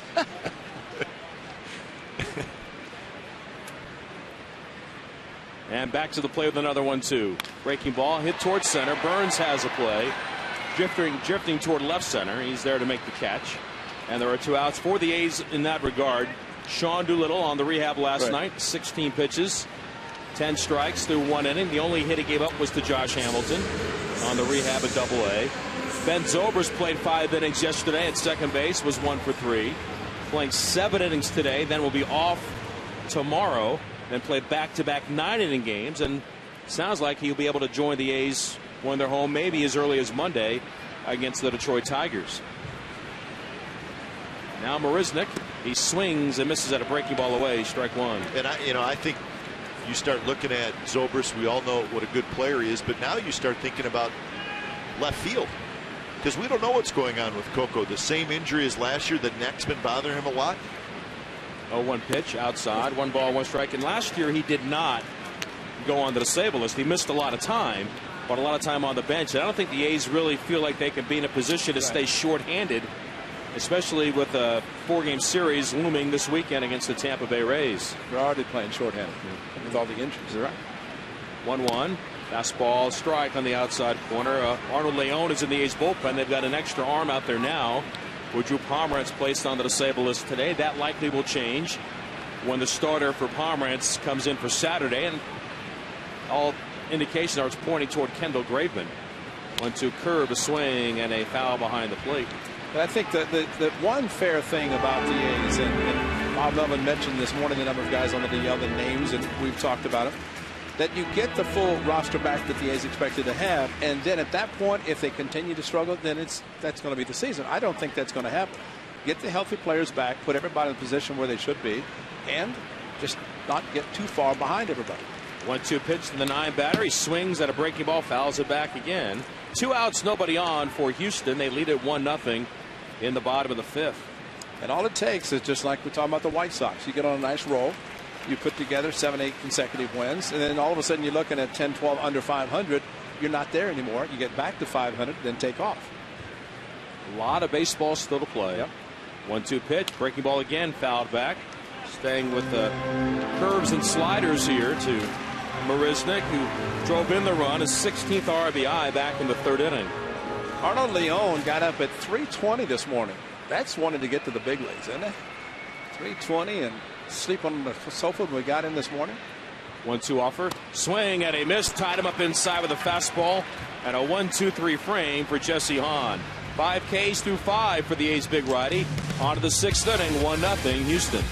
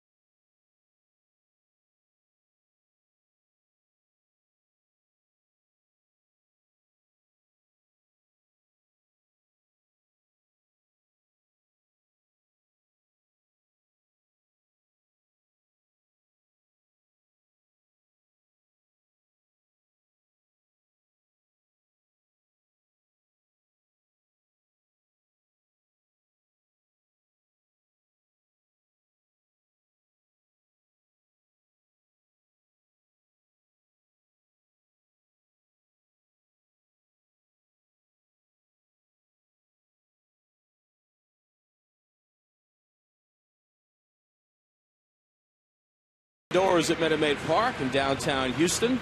Josh Reddick will lead things off against Dallas Keuchel. Then Billy Butler and Brett Lawrie.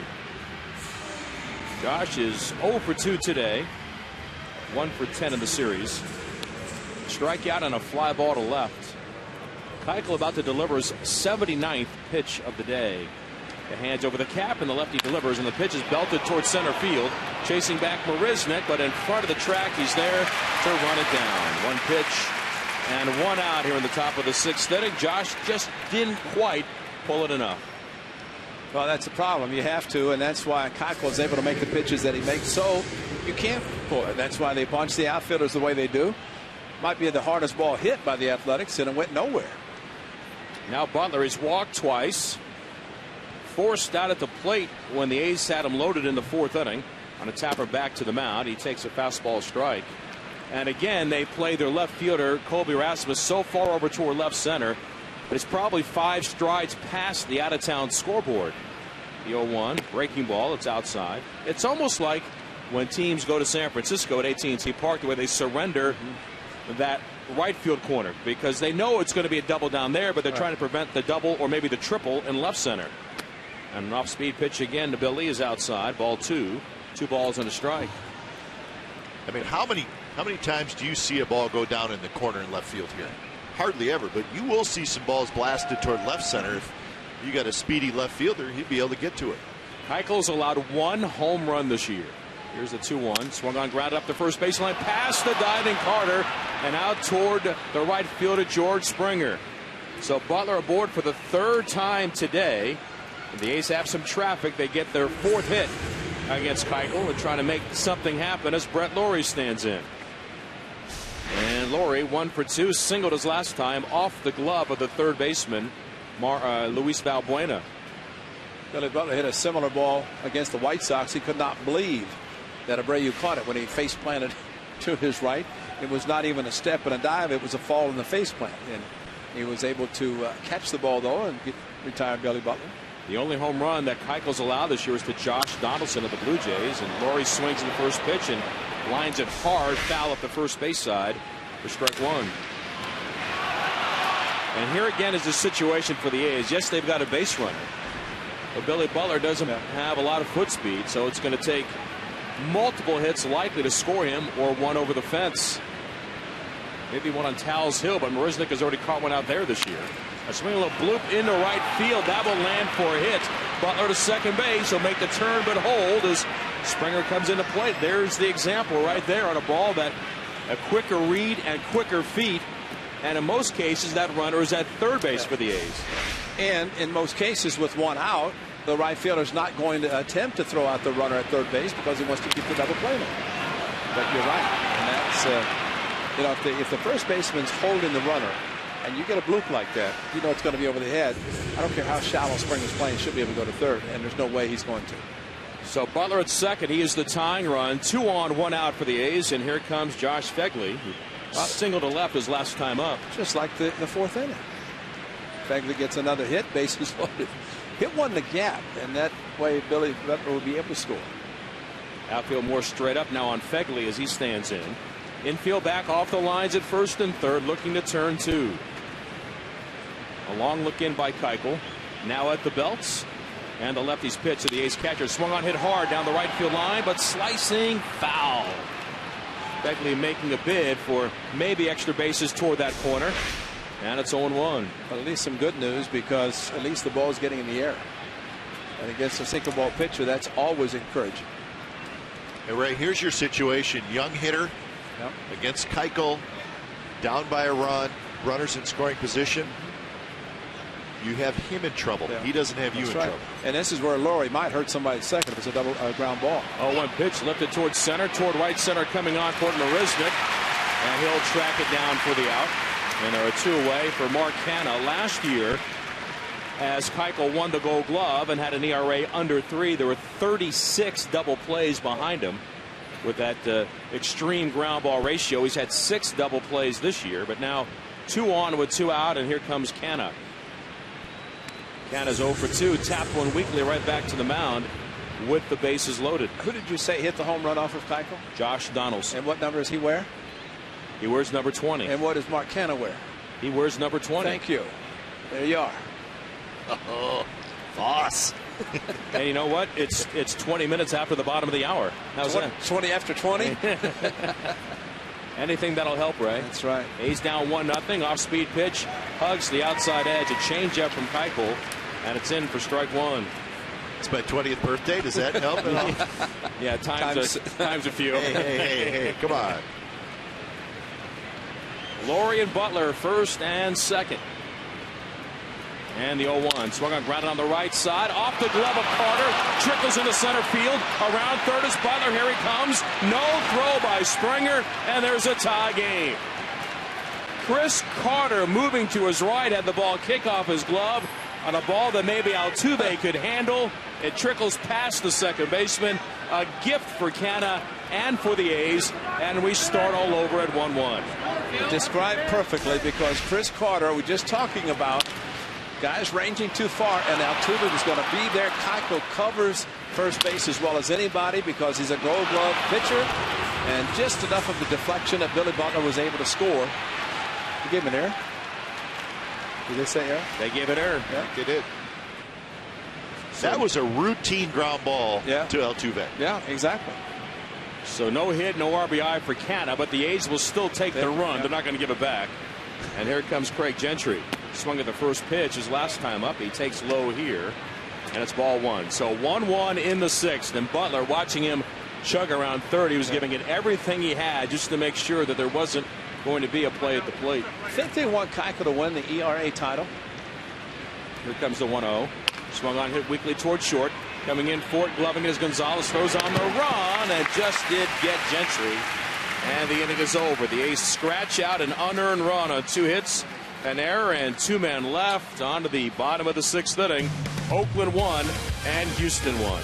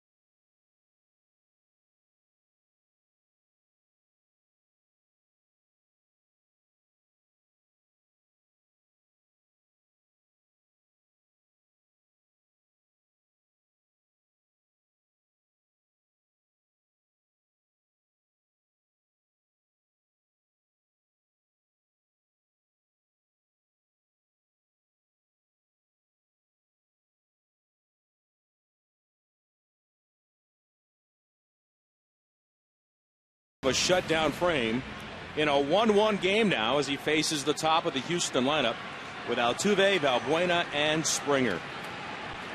Altuve, 2 bouncing balls to third, his only time up. He is just 2 for 10 in the series. And you just want to whisper that and then get out of town. Because he's dangerous, and he's hit 5 home runs also. 4 of those as a leadoff man. He swings and skies one behind second base. Backpedaling is Sogard, now back toward the infield dirt. From the back rim of the infield, makes the catch. 1 pitch and 1 out, and 8 in a row retired by Hahn. And keeping him off the bases, Altuve, that is such a plus when you can do that. Because he can make so many things happen, and you know he's running. Yeah, absolutely. Shocked when he doesn't. Here comes Valbuena. A comebacker to the mound and a walk. A run to third for Houston. The A's got theirs back in the 6th. Unearned against Keuchel. The wind, the pitch, and Valbuena shortened the bunt, then watch the sinker come over for strike one. Chavez and Colomé tomorrow from St. Petersburg. 4:10 first pitch for the A's and the Rays. Here's the 0-1. Changeup, a swing and a miss. Valbuena goes down to a knee as he cut through it, and it's 0-2. Who does he think he is? Adrian Beltre? George Springer, to name many. They like to take their cuts around here.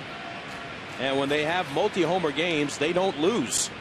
And they hit 3 last night and beat the A's 6-4 to even this 3-game series. The wind and the 2-strike pitch. Swing and a miss. Fastball up and away. Got him with the 4-seamer. And Valbuena's gone on strikes. That's a half a dozen for Hahn. He has sat down 9 in a row. Benny, just thinking about the throwing of Marcus Semien, I remember last year when Jed Lowry was playing shortstop for the Athletics, and you look out of the infield, the cut around second and around shortstop is so much deeper. You look behind second base and how much of a shorter distance between the grass and the infield grass and the outfield. And it sometimes, as Mike Gallego says, when the infielders play on the edge of the grass. Now Springer stands in, takes ball 1 inside. And here in Houston, it's much deeper. And where Simmons playing now, he's the edge. So that makes it about another 3 or 4 feet that normally he would not be playing there on other fields. I mean, it's a huge infield with a lot of dirt. And Gags pointed out that last year. 1-0 pitch, breaking ball outside. And most infielders will use that back rim as a guide. With nobody on. Exactly. And even Campaneris, when he was in town last week, when he had one-on-one time with Marcus, that's the thing he taught him about as well. You've got to play closer to the plate. Exactly. Here comes a 2-0. Check swing on a fastball that rode in on Springer. Nicked off his bat toward the Astros first base dugout, making it 2-1. And you remember last year when Lowry, really, normally he would charge the ball, but he stayed back and he couldn't throw the ball across the diamond because it was a much longer throw and he bounced it. But Semien is playing on the edge of the grass, which means he's probably several feet farther than he would normally. 2-1 curveball stays up and in. And 3 balls and a strike on Springer. 2 outs, nobody on for Houston. They're half of the 6th inning in a 1-1 game. The A's about hit them 5-2. And the delivery swung on line toward right field. A base hit between Canha and Sogard. And Springer's aboard with his first hit in the series in 6 tries. And that'll bring big Evan Gattis to the plate. It's pretty good at bat. Especially for him to go to the opposite field on a fastball instead of trying to swing and hit it over the left field fence. And that's the pitch that struck him out when he was further in his last time up. But that one got a little too much of the plate. Now Gattis, he's 0 for 2 today. Now Gattis is 6'4", about 250 pounds. He has that big beard. He played the winter ball where his nickname was born, the White Bear El Oso Blanco. And yet he wears the number 11, which doesn't seem to fit. What would you like for him to wear? He's like a 40 guy. He's like a 44 or linebacker. He's like a big full number guy. Linebacker? Like a full number. 11 is, 99 maybe. If he played for the Yankees, he could wear triple digits. That's all that's left. Toss back to first to keep Springer close. He could run also. 10 steals in 11 tries. And Canha's holding him on. And so for the first time in a while, Hahn back to the stretch. Readies and fires, and he's outside with a fastball. It's 1-0. We're talking about Rasmus playing in left field. Gentry right now, if a ball's over his head, all he has to do is turn around and watch you go in the seats, because he is probably within a few feet of the warning track. And, of course, trying to maybe cut off any ball to the gap to keep Springer from scoring. But he is very deep in left field, as is really Reddick and Wright. Gattis stands off the plate, leans out over the plate with that wide stride, and now time called. And Gattis steps out momentarily. Sogard cheating a little bit towards second. There isn't an overshift here on Gattis. He started the year 0 for 23, and that was broken up against the A's Jesse Chavez with a base hit. Here comes the 1-0. Fastball high, drive to left. And just like that, there goes the shutout inning. Gattis blasts one to left with a man on. It's 3-1 Houston. His 8th home run of the year. When I saw Josh Phegley move inside, I knew he was in trouble.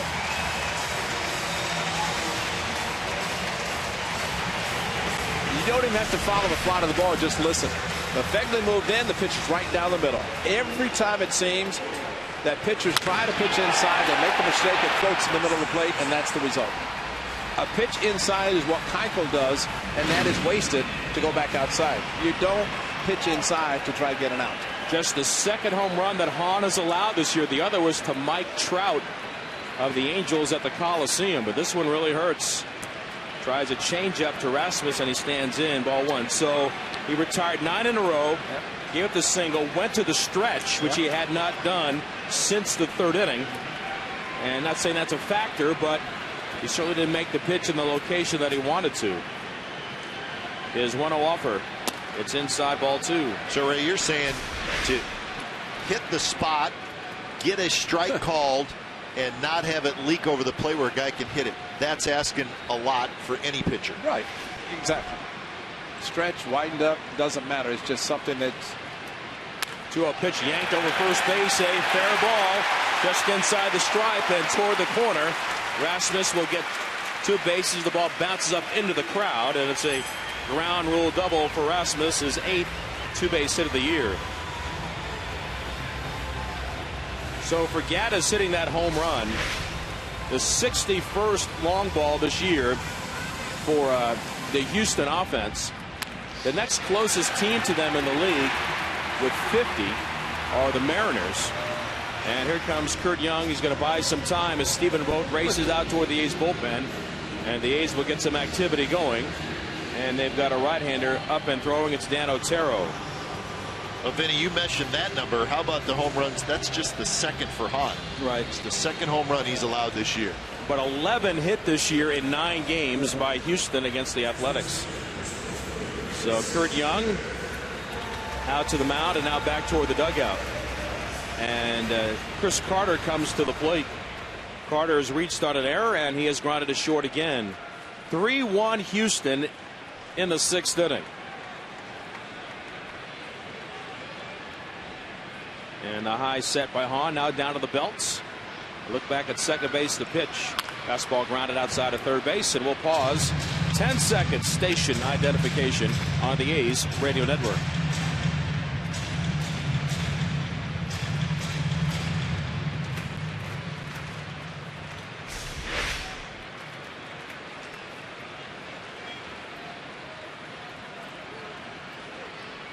With Ray Fosse and Glenn Kuiper, Vince Cotroneo with you. A's trailing at 3-1. To set the pitch way outside, gets away from Fegley, goes to the screen, and that will advance Rasmus 90 feet to third. Wild pitch, the second one today, charged to Hahn. 1 ball and 1 strike to count. Carter is 1 for 8 in the series. Just a sweeping curve that ended up in the left-handed batter's box, and Fegley couldn't get to it.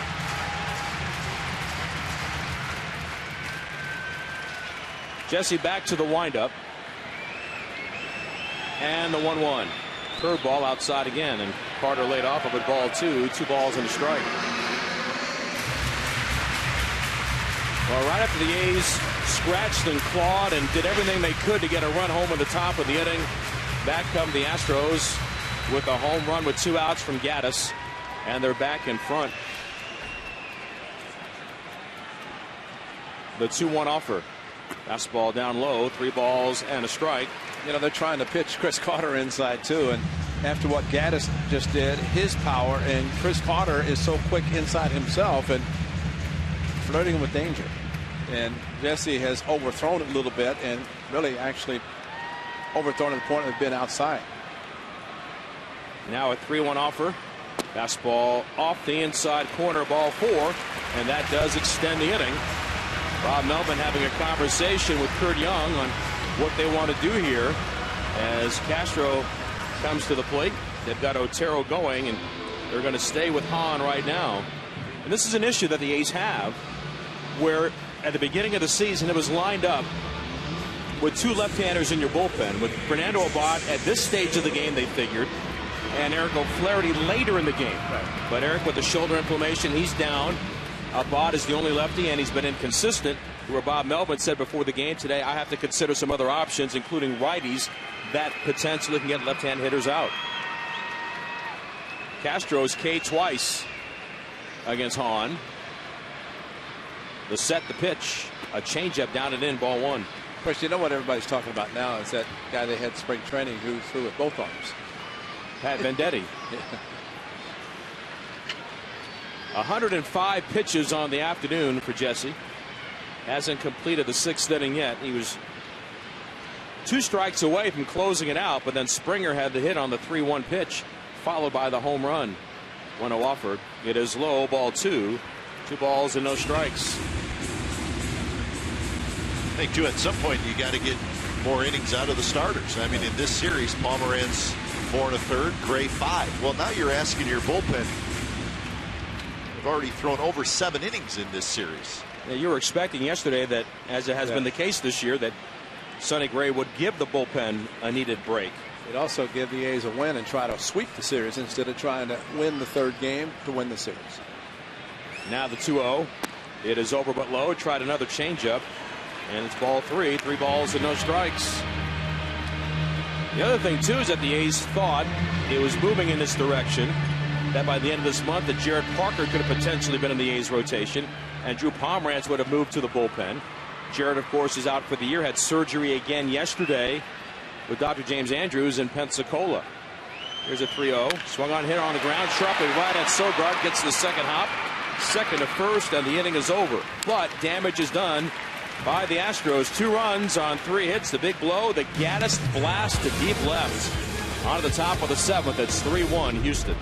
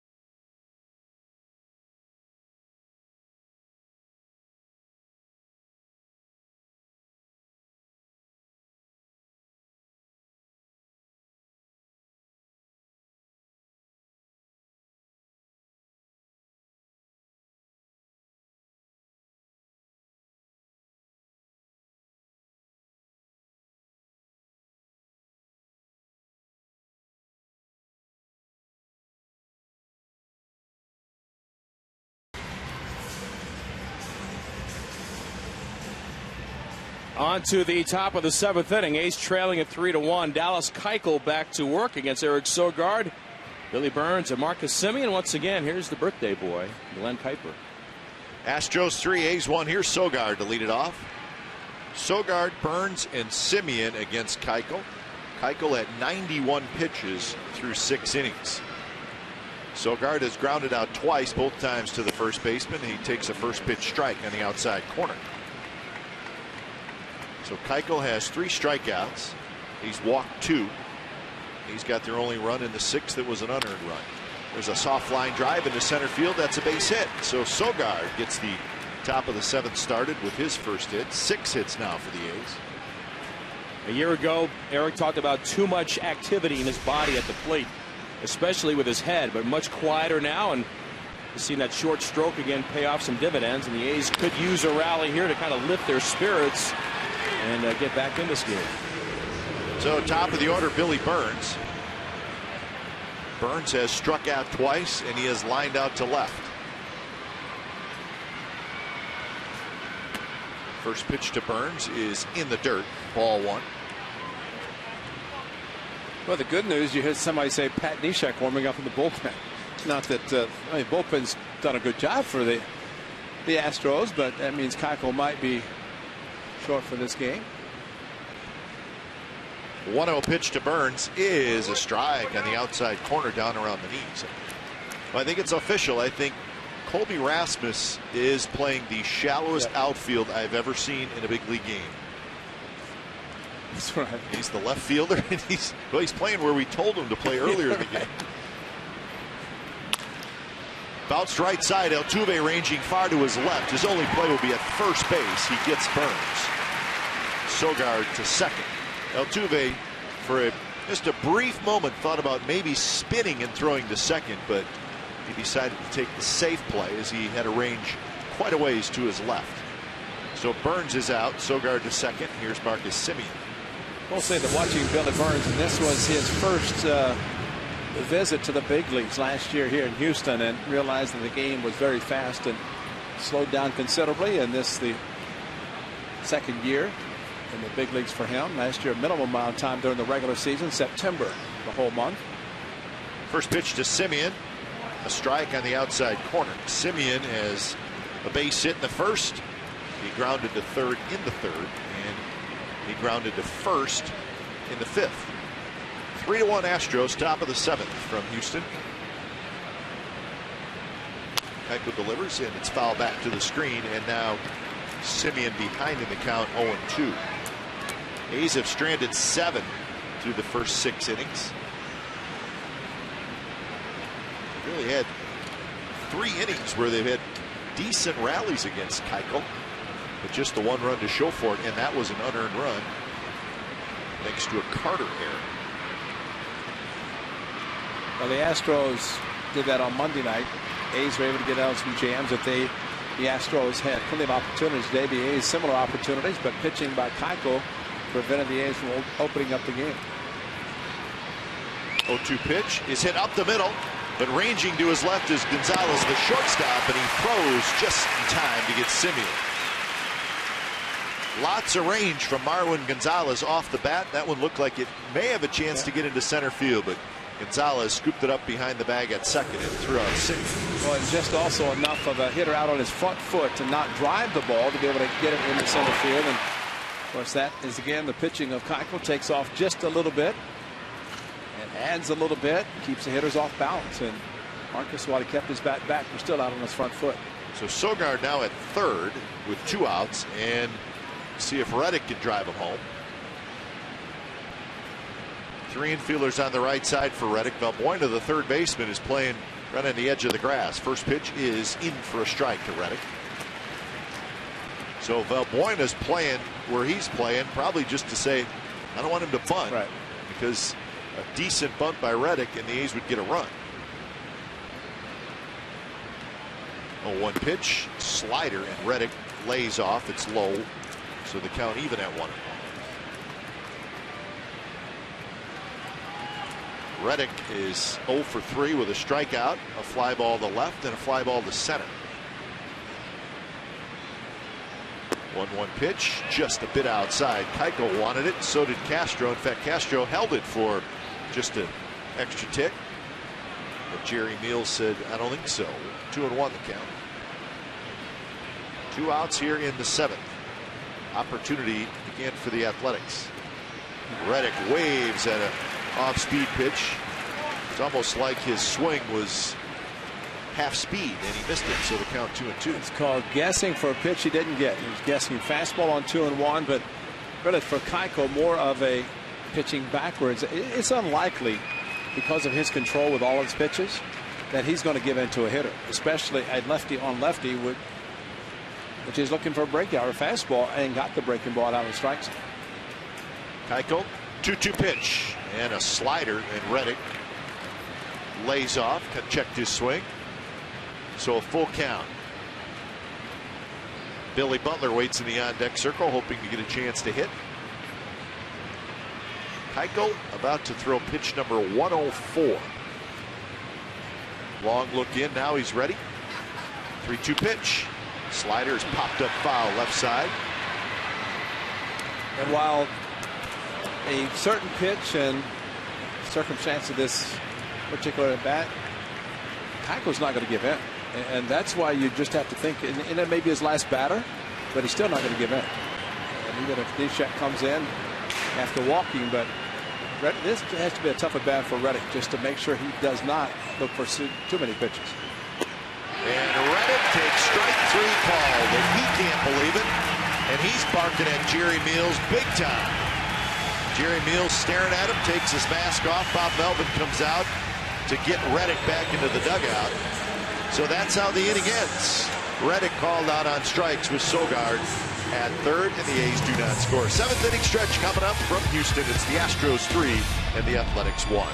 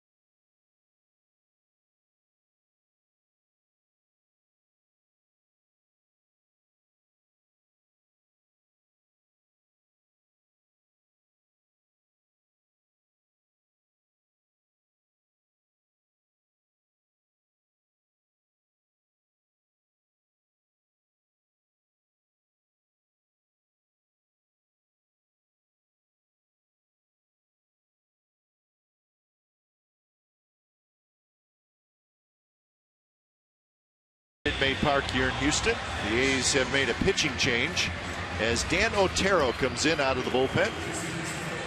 For Otero, he'll be making his 20th appearance. He's 2-2 with a 3.38 ERA. He's thrown 18 2/3 innings. Otero has not pitched in this series. His last outing was on Sunday, and that's when he went 3 1/3 innings, and he pitched extremely well, did not give up any runs.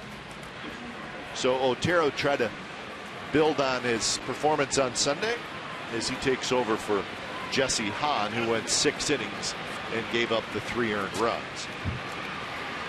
So Otero to face Gonzalez, Marisnik, and Altuve, 8, 9, and 1 for the Astros. And the first pitch is a swinging strike on a fastball. Gonzalez doubled and scored in the 3rd and hit a fly ball to center field in the 5th. So Jesse Hahn threw 108 pitches today. A couple of walks, 6 strikeouts. Grounded towards second. Sogard ranges to his left, scoops it up on the edge of the grass, and throws out Gonzalez for out number 1. Josh Reddick was hot at the end of that inning. Got called out by Jerry Meals on a close pitch. Reddick had some choice words for Jerry Meals. In fact, to the point where the manager, Bob Melvin, had to get out there quickly to get Reddick out of there to keep him in the game. And that's what a good manager does. You don't want to lose a guy. So 1 away for Jake Marisnik. And it's almost too that anything close, and especially 3-2, and you don't want to put it in the hands of the umpire. You want to do it yourself, foul a pitch off or swing hard. Marisnik, a swinging strike. First pitch was a called strike, so he's quickly behind 0-2. And I think you're going to see more angry hitters when that occurs, because you think you know the strike zone. Josh Reddick and the A's hitters do. All hitters do. And then you call down on a pitch, you think it's a ball, but too close to take. Strike 3 called on the outside corner, and now it's Marisnick's turn to complain. A fastball right there, and everybody's chewing on Jerry Meals at this point. Otero says, I'll take it. It was a fastball, maybe a touch off the plate. So 2 quick outs for Dan Otero here in the bottom of the 7th inning. That's 7 strikeouts for A's pitchers so far today. And here's Jose Altuve. Otero's first pitch to Altuve is a 2-seam fastball first strike. Had some good tailing action on it.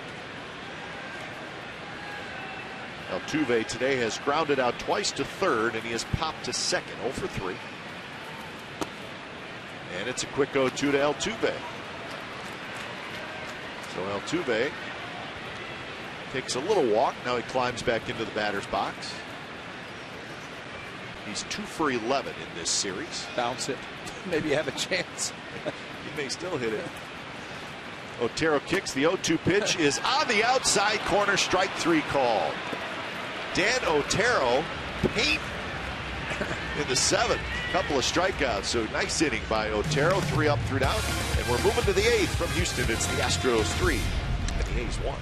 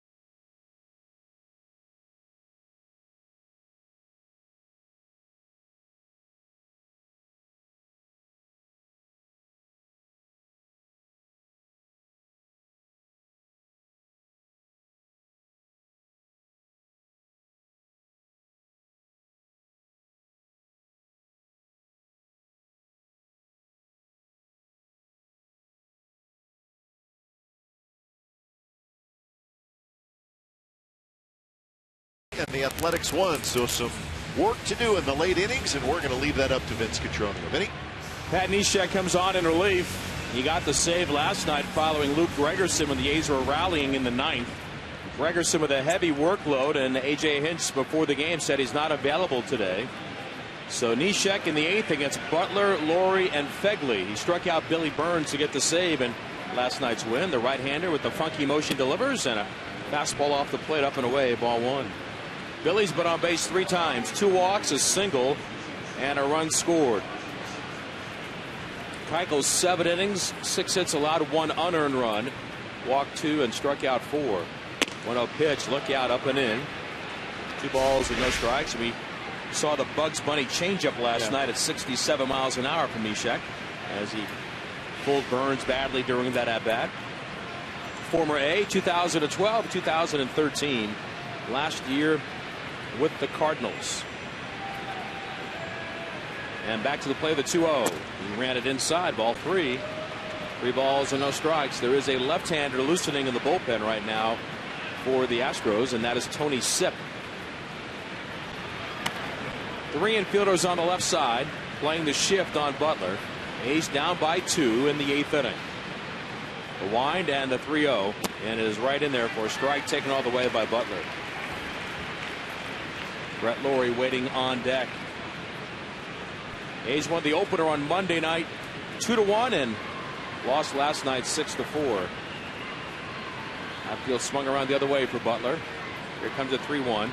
Fastball came back to the plate again. Strike two. So Butler content with playing the string out at 3 balls and 2 strikes. And not a bad idea either, because Butler knows need base runners. He's not being a selfish player and trying to look for a cookie on 3 on 3 and 1. And just trying to get on base. Maybe something that can happen that way. Big deep breath by Neshek, gets the sign and fires, and the pitch is grounded past the mound right into the shift. On the other side of second base, Altuve has it plenty of time on the first, retiring Butler. So Neshek comes back from a 3-0 count, gets the leadoff man, and here comes Lawrie. The leadoff man today has been on base once for the A's in 8 innings, and that was Sogard last inning. Of course, that's the same also for the Astros. That man scored for them in the 3rd, but then the 2-out, 2-run homer from Evan Gattis. That is the difference so far today. It came in the 6th off of Jesse Hahn. Now Brett Lawrie, 2 singles and 3 at-bats. He's got 6 hits in this series. And the offer swung on, foul back, heading in our direction, just to our left, and almost got Robert Ford and Steve Sparks in the Astros radio booth. Yeah, Sparky acting like he's going to get it after it's already hit Malone. Being a hero. Not much of an effort, really. No. 1 strike to Brett. Here comes the 0-1. Swing and a miss, good slider away. And it is 0-2. Haven't seen the changeup yet. Not today. It's more of a left-handed pitch, right? To the left-handers that throw it. Right. Because he's so sinker slider to right-handers. A pitch that he's developed to lefties, a changeup, which is good. Such a big element of surprise when he delivers that pitch. Stephen Vogt has grabbed the bat. He's on deck. And the 0-2 missing wide. 1 ball, 2 strikes. Brent Strom, the pitching coach for the Astros, made an interesting point when he said that Gregerson's not available. And him coming into the game last night, I said 4-run lead. He said, we've seen so many times in the American League that with a 4-run lead, you'd rather send your closer out in a non-safe situation instead of having something ugly develop. 1-2 pitch missing upstairs, and an even count now to Lawrie at 2 balls and 2 strikes. He had mentioned a couple of times, and of course we remember when Fernando Rodney came into the game, he was upset. But Brent said if 5 runs, he said somebody else comes in, he said, but just if you start with somebody else and then all of a sudden a couple of runners get on, you bring your closer in, then it's more of a difficult situation that way. 2-2 pitch, low and outside, ball 3. That pop at the end of the delivery for Pat Neshek as he misses down and away. Neshek originally with the Twins. A.J. Hinch before the game said combination of guys like Neshek and Chad Qualls, Tony Sipp. At the end of the ball game, he wouldn't commit to who would be in position to try to get the 27th out. Do you call matchups? Play it as it goes. Outfield a bit the other way, and the payoff. Swung on, popped up, and behind the plate and out of play. Battle continues for Lawrie at 3 balls and 2 strikes. Houston 3 and Oakland 1. The Astros off to the best start in franchise history. Better than any time during the Cedeno Cruz days with Bob Watson. Better than any time during the Biggio Bagwell days with Berkman. And this club, which I don't think anybody expected at this point, has the best record of franchise history after 40 games at 26-14. 3-2 pitch, high drive to left field. If it stays fair, the A's are back closer to this game, in at the wall, and almost it stays in the park and out of the glove of Rasmus. And on to second base is Lawrie. I think he felt he got it. Rasmus, who knows the corner better than we do, was not panicking on the play. And of course, the A's luck, it's not going to go far enough, even when it's only 315 feet away. I agree with you. Anything hit that direction, especially with that height. Hanging slider, he got it. And he thought he got it, but maybe standing home plate thinking it's going to go foul. If he's running, the way the ball ended up coming off the glove, you're right.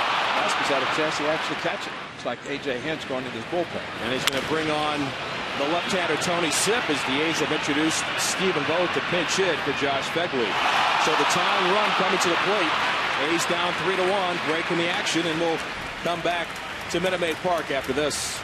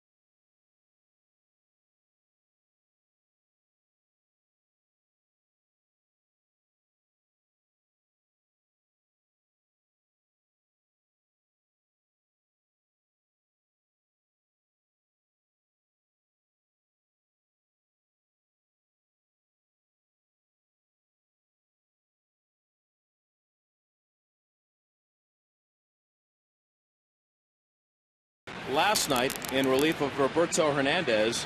Came on in the 7th inning. Allowed a base hit to Billy Burns and nothing else.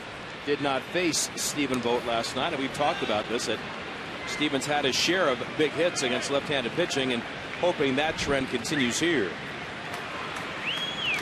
So left on left. A's down by 2, and Vogt, who leads the club with 9 homers, stands in.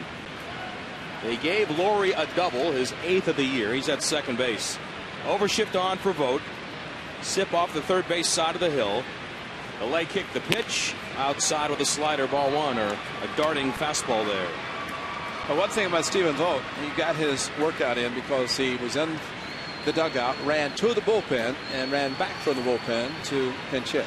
A home run and 7 RBIs against left-handed pitching for Vogt. Got Thatcher earlier the last trip. A left-hander out of the bullpen. Sip checks the runner, and now to the plate.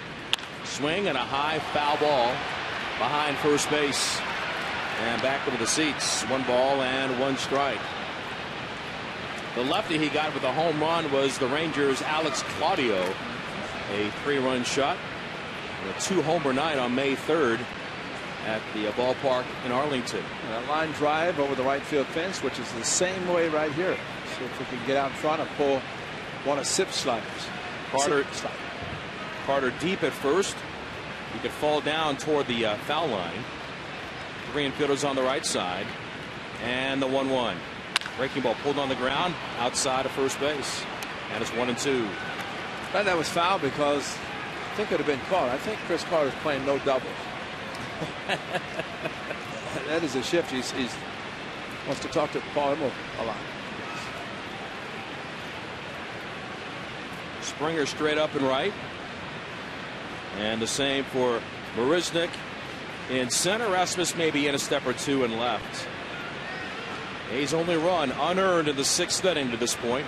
That was against the starter, Dallas Keuchel. Sip with a 1-2 pitch, and it's on the way. Swung on, foul back. A bullpen that is ranked 2nd in the league in ERA at 2.24.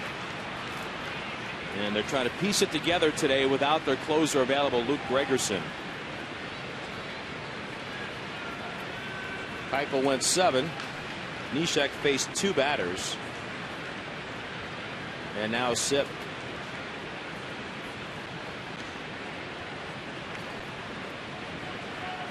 A.J. Hinch said the workload was just too much this week for Gregerson, and basically told him don't wear your spikes today.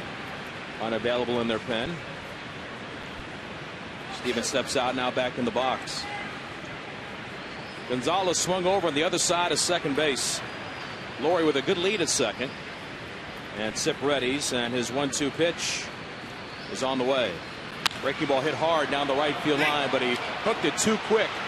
Almost had home run distance as he pulls it foul out of play. And count stays at 1 ball and 2 strikes. And that was the hanger he was looking for. Got it, but just too quick. The pitch was on the inner half of the plate and up.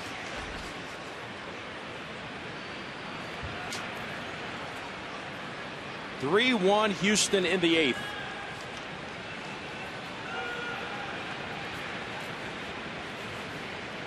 And Sip again, a glance back at second base. And the 1-2. Swing and a miss. Got him off speed, and down he goes. 5 Ks for Houston pitching, the first for Sip. And now here comes Mark Canha.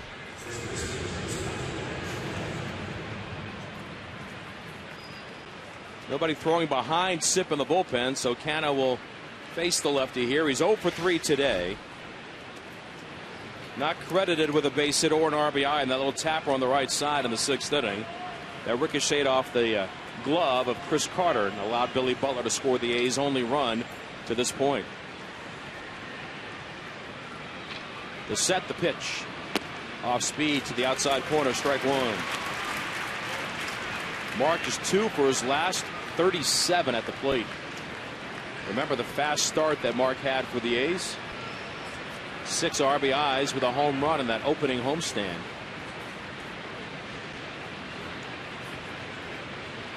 Last RBI was back on May 9th.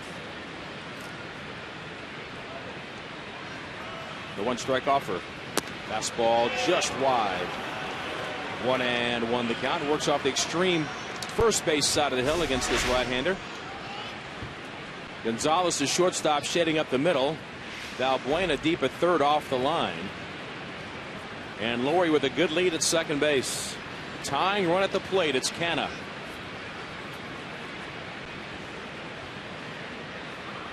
The set, the pitch. Swing and a miss. Late on a fastball at 92. That's 1-2. Almost like he was protecting with 2 strikes. A learning experience. This is for Mark Canha. And no excuses, but there's still a lot of sick guys. And Canha sent back to the hotel Monday. Yesterday, last night before the game, he was sitting on the bench, hardly able to take batting practice. And Terrell just getting over it. Scribner's dealing with it. Vogt, several guys. The 1-2.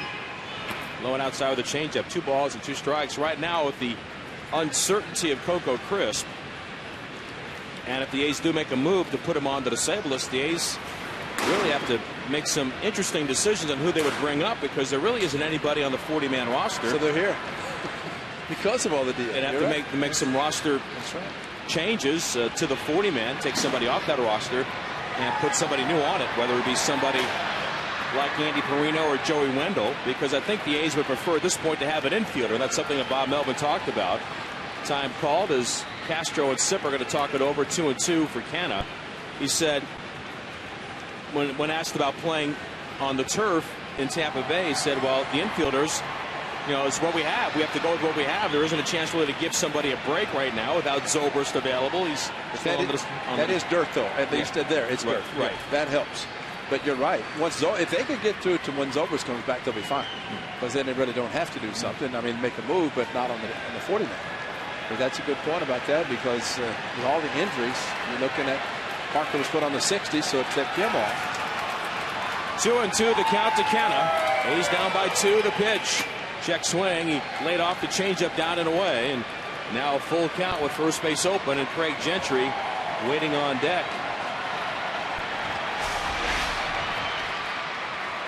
The Coco isn't going to be available. So really on the bench for the A's, Sam Fuld and Max Muncy, both left-hand batters. Laurie with a 1-out double, still at second base. Vogt struck out off the bench, so 2 down for the A's. And a 3-2 pitch to Canha. Breaking ball, got him on the outside corner. He's gone looking. Sipp went soft, and Canha's down on strikes. No runs or hits. And 1 man left on to the bottom of the 8th inning. Still 3-1 Houston.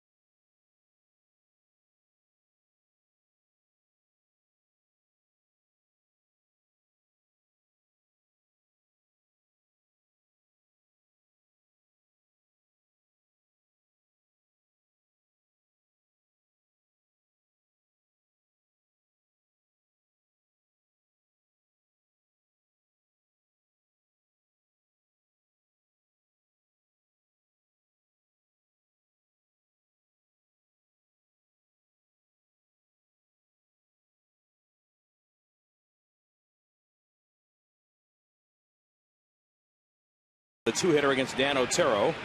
The right-hander's pitch swung on and missed. Good sinker away for strike one.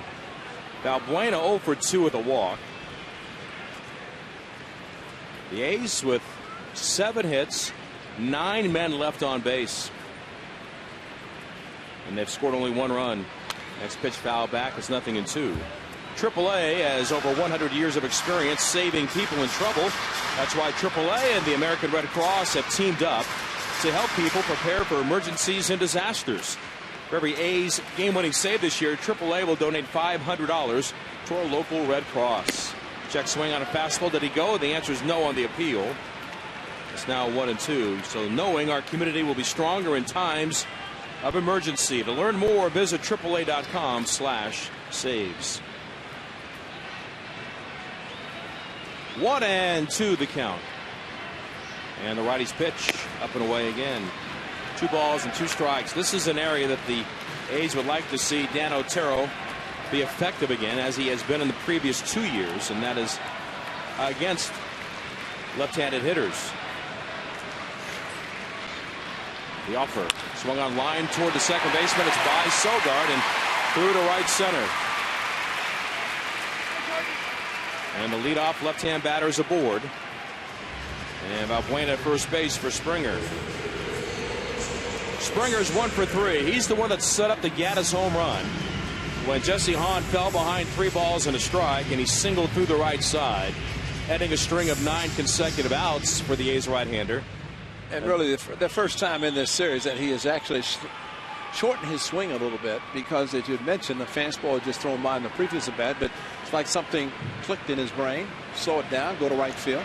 He swings and slices one out of play off to the right for strike one.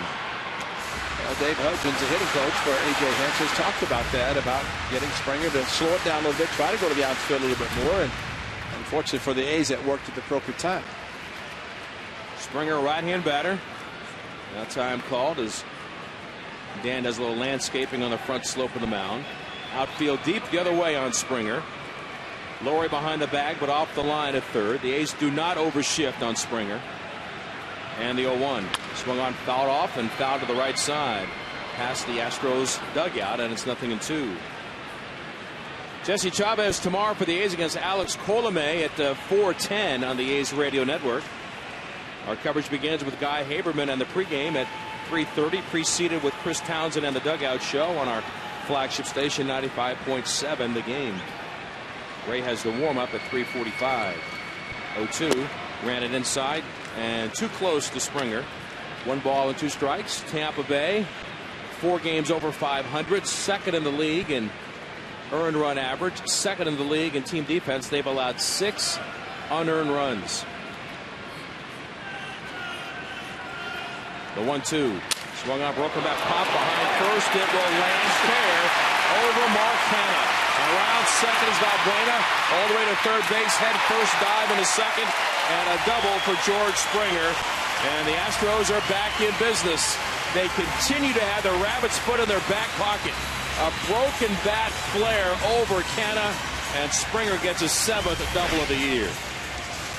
And then it, just like we were talking about, of course, the rabbit's foot, yes, but Springer was thinking too. Once it got over Canna's head, it barely made the outfield grass. Sogard after it, also read it, quick throw, but Springer thinking to, made it into second. And instead of a first and third possible double play, and now the infield has to play in with the lumberjack. A's can ill afford any more runs, and now out to the mound goes Kurt Young. They're going to bring the infield in as Gaddis comes to the plate. But first, Kurt's going to talk things over with Otero on what they want to do here. Everything else around Major League Baseball will be tonight in the American League West. Seattle at Baltimore with Roenis Elias against Wei-Yin Chen at Camden Yards. The Angels at Toronto with Jared Weaver against Drew Hutchinson. And the other game involving an American League West team as Texas on the road at Boston with Phil Klein back in the big leagues. And activated for that game against Joe Kelly at Fenway Park. So Young back to the A's dugout. And Canna and Sogard on the right side. Simeon and Lowry on the left side, all closing in, trying to choke off a potential insurance run. with the Astros already leading 3-1. And the man standing in, the reason why, Evan Gattis, to set the pitch way outside, ball one. It is 8th home run of the year on a 1-0 pitch from Jesse Hahn in the 6th inning.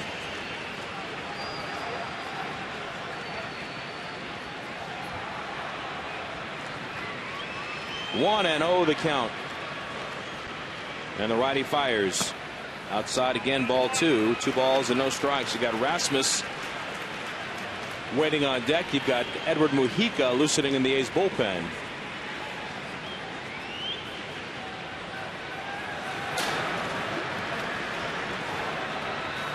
And Otero to the plate.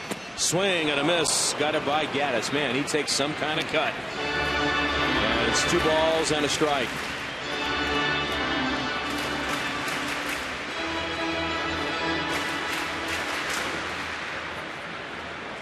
(3-1) Houston in the 8th. Springer at second, Valbuena at third, nobody out. And 2-1 the count. The pitch. Swung on, fly ball, out of play off to the right. Now 2 balls and 2 strikes. Now when the sinker's working for Dan Otero, he throws it down and in, and that's when he gets a swing over and a swing and miss. And while Jesse Hahn tried to throw the fastball inside and missed it, Gattis crushed it. A little bit different with a sinker ball. And maybe that was what would happen on the 2-0. Maybe try to go back to it 2-2, if not the slider away. Need a big strikeout here. Then they can do with Rasmus what they want. Still nobody out, and now Otero and Stephen Vogt, who stayed in the game, can't stay on the same page. So Dan steps off for a moment. Now they regroup. 2 balls and 2 strikes. The pitch, ran it inside and low. Missed with a sinker, ball 3. 3 balls and 2 strikes. Gattis, tough guy to walk. He's only walked 4 times this year, so he's going to be ready to rip with the 3-2 count. This is his 38th game, a batting average under 200, but he can hit it a mile, and he did so against the A's in the 6th inning. The 3-2, it's off the plate outside, ball 4. It's going to load the bases. He's really in the same category as Altuve as far as bad ball hitting, as he showed in Oakland. And Bob Melvin giving the sign for the infield to kind of go halfway, that if a ground ball is hit, think about the plate. And this is an unfortunate situation. The A's are in, down by 2, and you don't want any more added.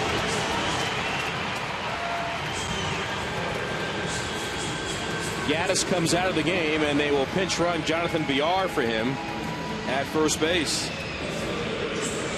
So thinking about maybe a ball in the gap and scoring Villar from first base to really extend things, depending on what happens in this inning. Bases loaded, nobody out, and here's Colby Rasmus. Again, the A's playing in. The pitch. It's outside, ball 1. Rasmus doubled his last time up. He's 1 for 3. 3 hits in the series, including that home run last night against Fernando Abad. Here comes the 1-0. Swing and a miss. Sinker down, and Rasmus chased that one. It's 1 ball and 1 strike. Interesting batting style for Rasmus, with that upright stance, the hands away from the body. Seems very stiff, but he hurt the A's last night. The 1-1 off the plate wide, ball 2. 2 balls and a strike. 3 times in his career he's hit 20 or more home runs. It's amazing how he hit the mistake from Abad last night, 0-2, just reacted on a fastball.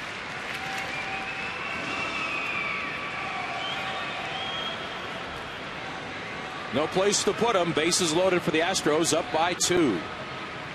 And the 2-1. Just missed the outside corner, ball 3. I almost get the feeling Gattis, still a fairly young guy, sign a 1-year deal, spend a year at a hitter's ballpark, maybe get your value up again, because he does have good power. Just pick up the phone and call Nelson Cruz. That's right. Well, Adrian Beltre did it, going to Boston, then he signed the big one with Texas. Here comes a 3-1. Swung on, lifted behind third. And Rasmus late on that swing. Fills the count at 3-2.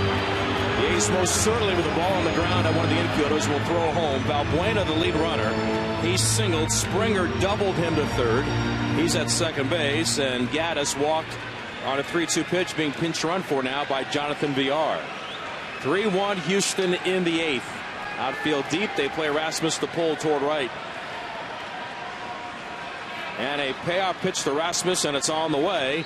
Swung on, fly ball to center. Driving Burns back a few steps. That will get home the run. And he'll make the catch, and straightaway center fires towards second, and Villar gets there safely. Across the plate is Valbuena. It's 4-1 Houston. Sacrifice fly for Rasmus, and he picks up his 17th RBI. More importantly, with a sinker ball pitcher, they stay out of the double play as Springer gets to third, and Villar, with that speed, hustled to second. That would not have been the case if Evan Gaddis stayed in the game.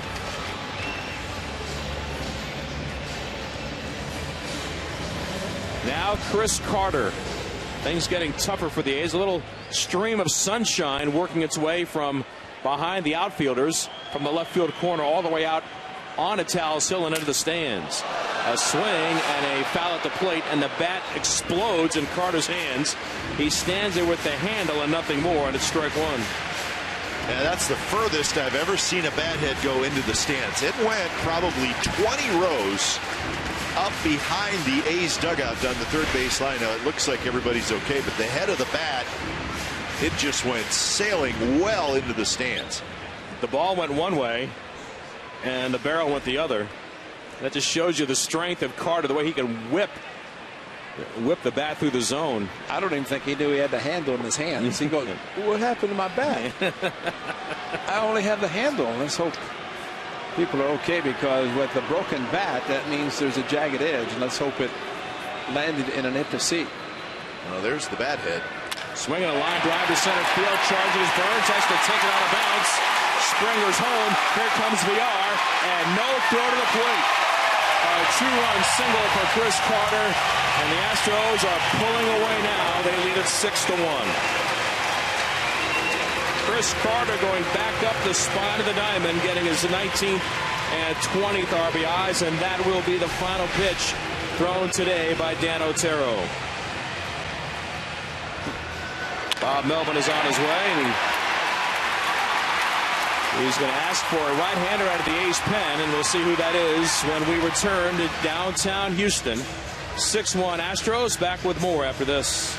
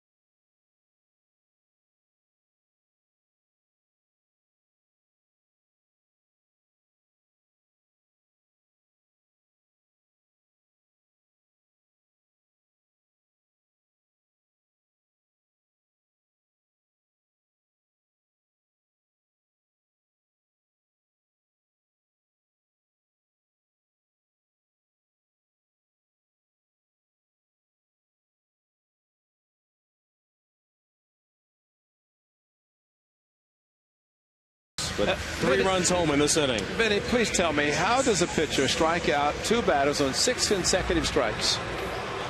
and get out in the 1-2-3 inning, and then single, double, walk, sack, base hit. I mean, it's hard really to understand how from one inning to the next that can happen. Well, that's what the A's have been like all year, haven't they?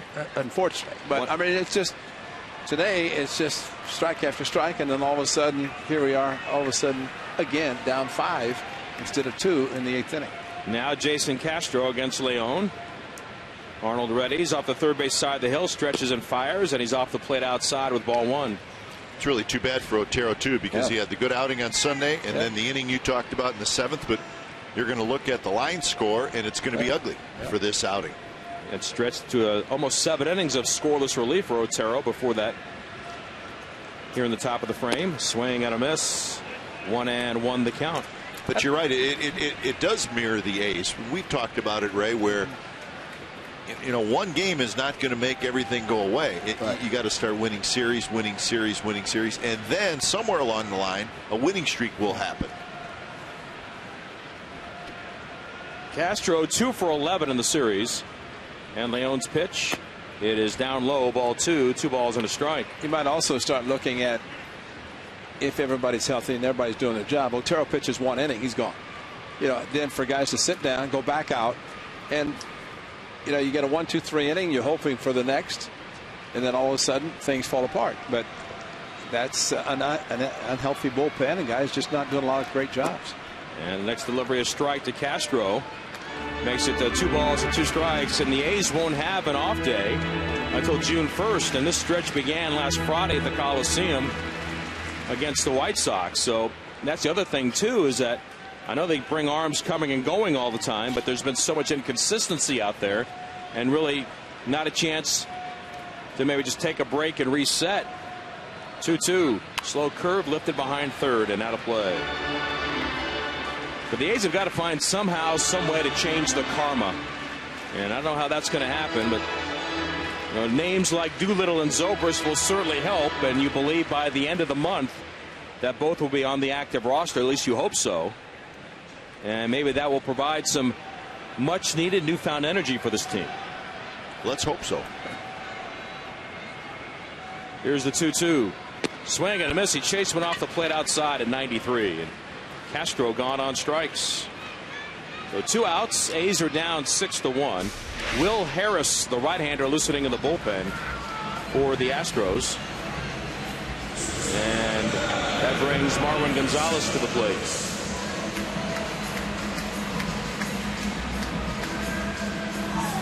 Vinny, I think you're right, but I think just as important getting those 2 guys back. I mean, this group just has to tighten it up. Because how many changes can you make? I mean, how many people can you add? I mean. The pitch from Leon to Gonzalez, grounded up the middle and through to center field. A hit. Carter up to second, stops there as Burns plays it back in.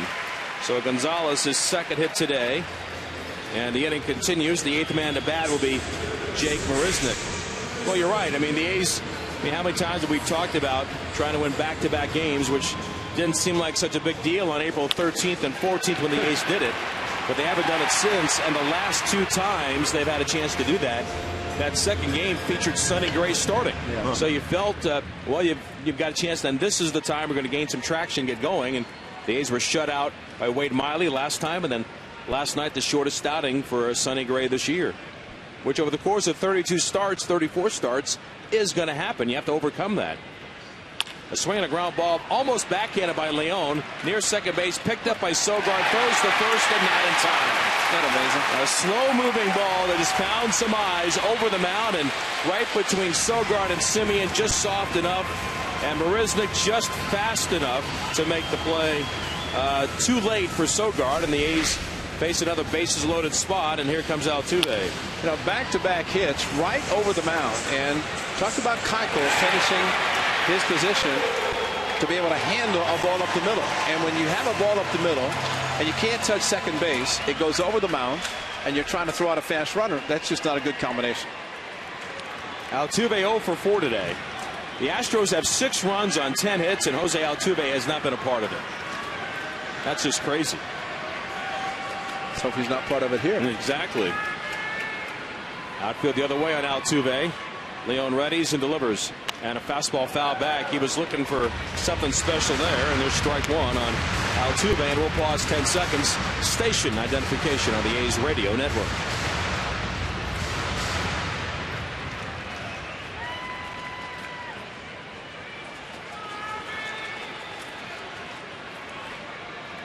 Indoors on a Wednesday in Houston at Minute Maid Park with Ray Fosse and Glenn Kuiper.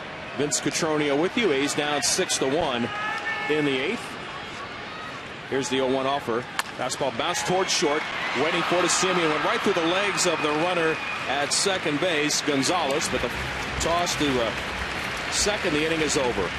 But the Astros bat around and they score 3 on to the 9th inning. It's 6-1 Houston.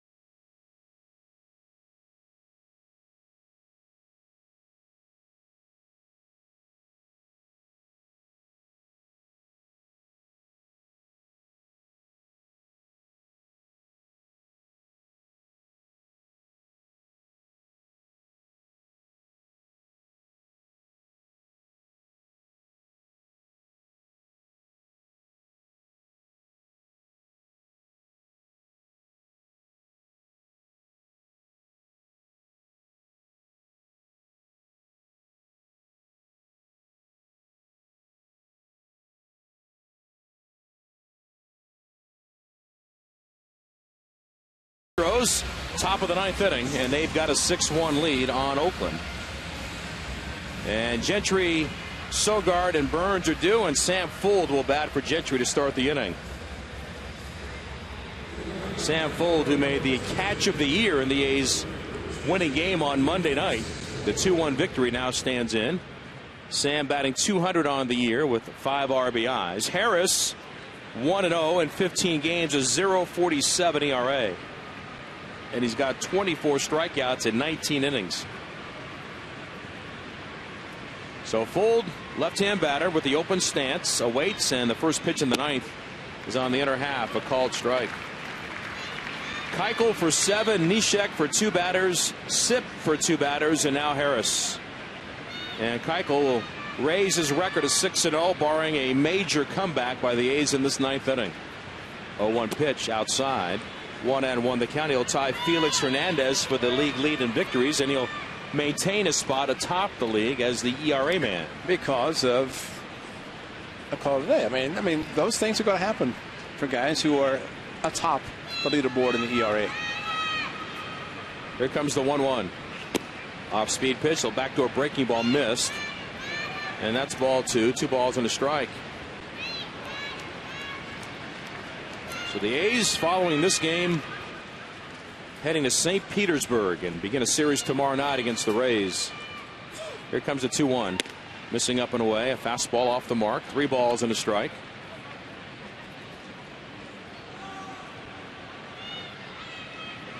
Jesse Hahn, 6 innings today. Dan Otero, an inning and a third. Then Arnold Leone for 1/3 of an inning.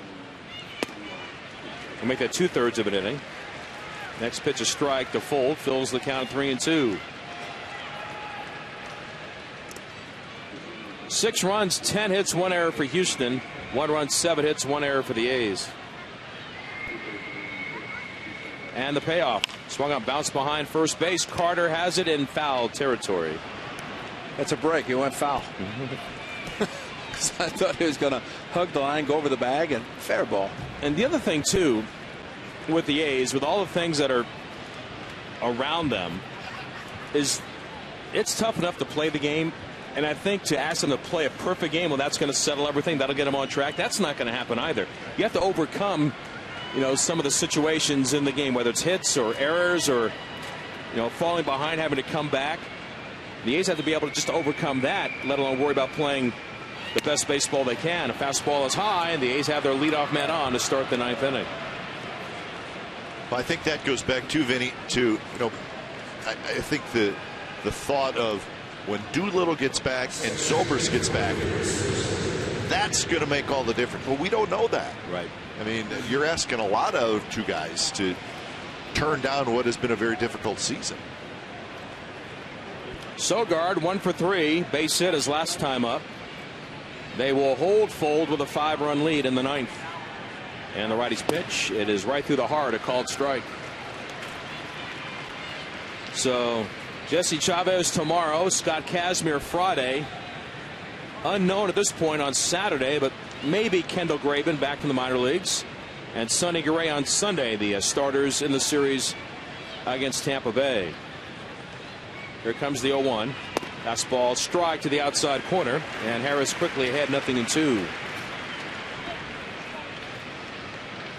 Meanwhile, the A's, the next time they come to Houston will be the weekend of September 18th. They'll see them again in August at the Coliseum. A swing and a foul at the plate.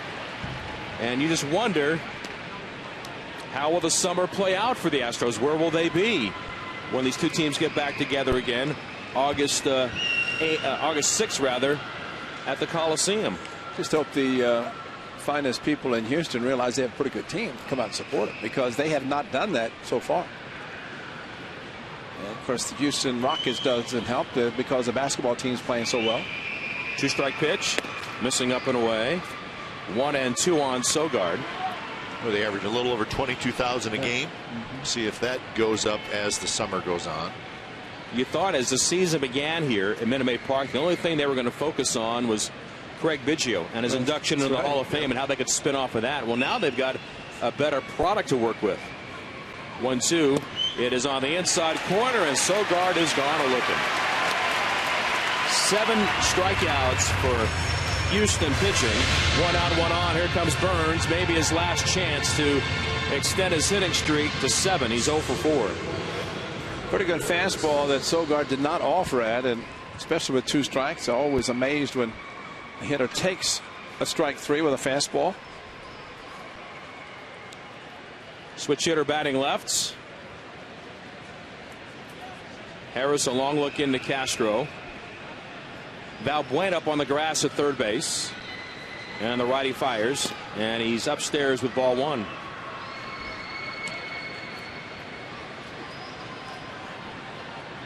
Marcus Semien waiting on deck. Astros had an early 1-0 lead. The A's tied it into 6, but then back came the Astros in their half of the 6th on a Gaddis homer and 3 insurance runs in the bottom of the 8th. 1-0 pitch foul back. 1 ball and 1 strike. I mean, confidence is a funny thing. And while it is unique, and we've talked about just the way this Astros lineup is set up with a lot of swing and miss, but a lot of power, they've also got a lot of wins. And their first-year manager, A.J. Hinch, is kind of riding the ship. As play began today, a 5.5-game lead. A swing and a foul back. And it's 1-2. I know they know it's a long season. And a lot of things can happen. But they're gaining confidence. They've come back 12 times in games this year. That leads the league. And plus you're beating teams in your own division, which always helps. Because this is a big swing for the A's facing a team they hope to leave here 9.5 out. They're going to go back to worse than when they came in. Next pitch swung on, slap foul outside of third base. And again, it began with the A's the first night, a hard-fought 2-1 victory. A great catch in the 8th inning by Sam Fuld up on Towles Hill. And every time you think, well, that's the springboard for the club, like May 1st when the A's scored all those runs in the 8th inning. That's the springboard. It just has not happened. The 1-2 pitch. Breaking ball bounced toward third. Picked up by Valbuena. Goes to second for one. No relay on to first. Altuve thought about it, but with the speed of Burns, he extends the game. At least one more batter. And here comes Semien. Now, Vinny, looking at the schedule and the results so far for the Astros, of course, they have the great record. They've lost 3 in a row one time, and they've lost 2 in a row twice. That's it. So they haven't experienced the tough stretch yet, and they will, because every team does. It'd be interesting to see how they handle maybe a 2 or 3 week stretch where you struggle. I just wish we had a better birthday for you, Glenn. That's what I was hoping. That's what I was thinking too. Thanks a lot, guys. Now Semien stands in and fouls one off to the right. Strike one. It's not over yet, though. I'm talking about the game, not my birthday. Semien extended his hitting streak to 8 with a base hit in the first, but charged with his 16th error of the year. That came back in the second. Did not lead to a run. Here comes the 0-1. Swing and a miss. And it's 0-2. And now those that are here today, downtown Houston, trying to watch the Astros close out a victory to make it 2 in a row against the A's.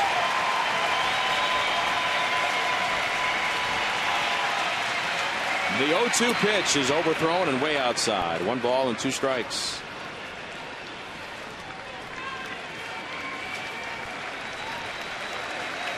Josh Reddick would be next. 1 ball, 2 strikes. Harris at the belt, and the righty's 1-2 is on the way. Swung on and foul back. Battle continues.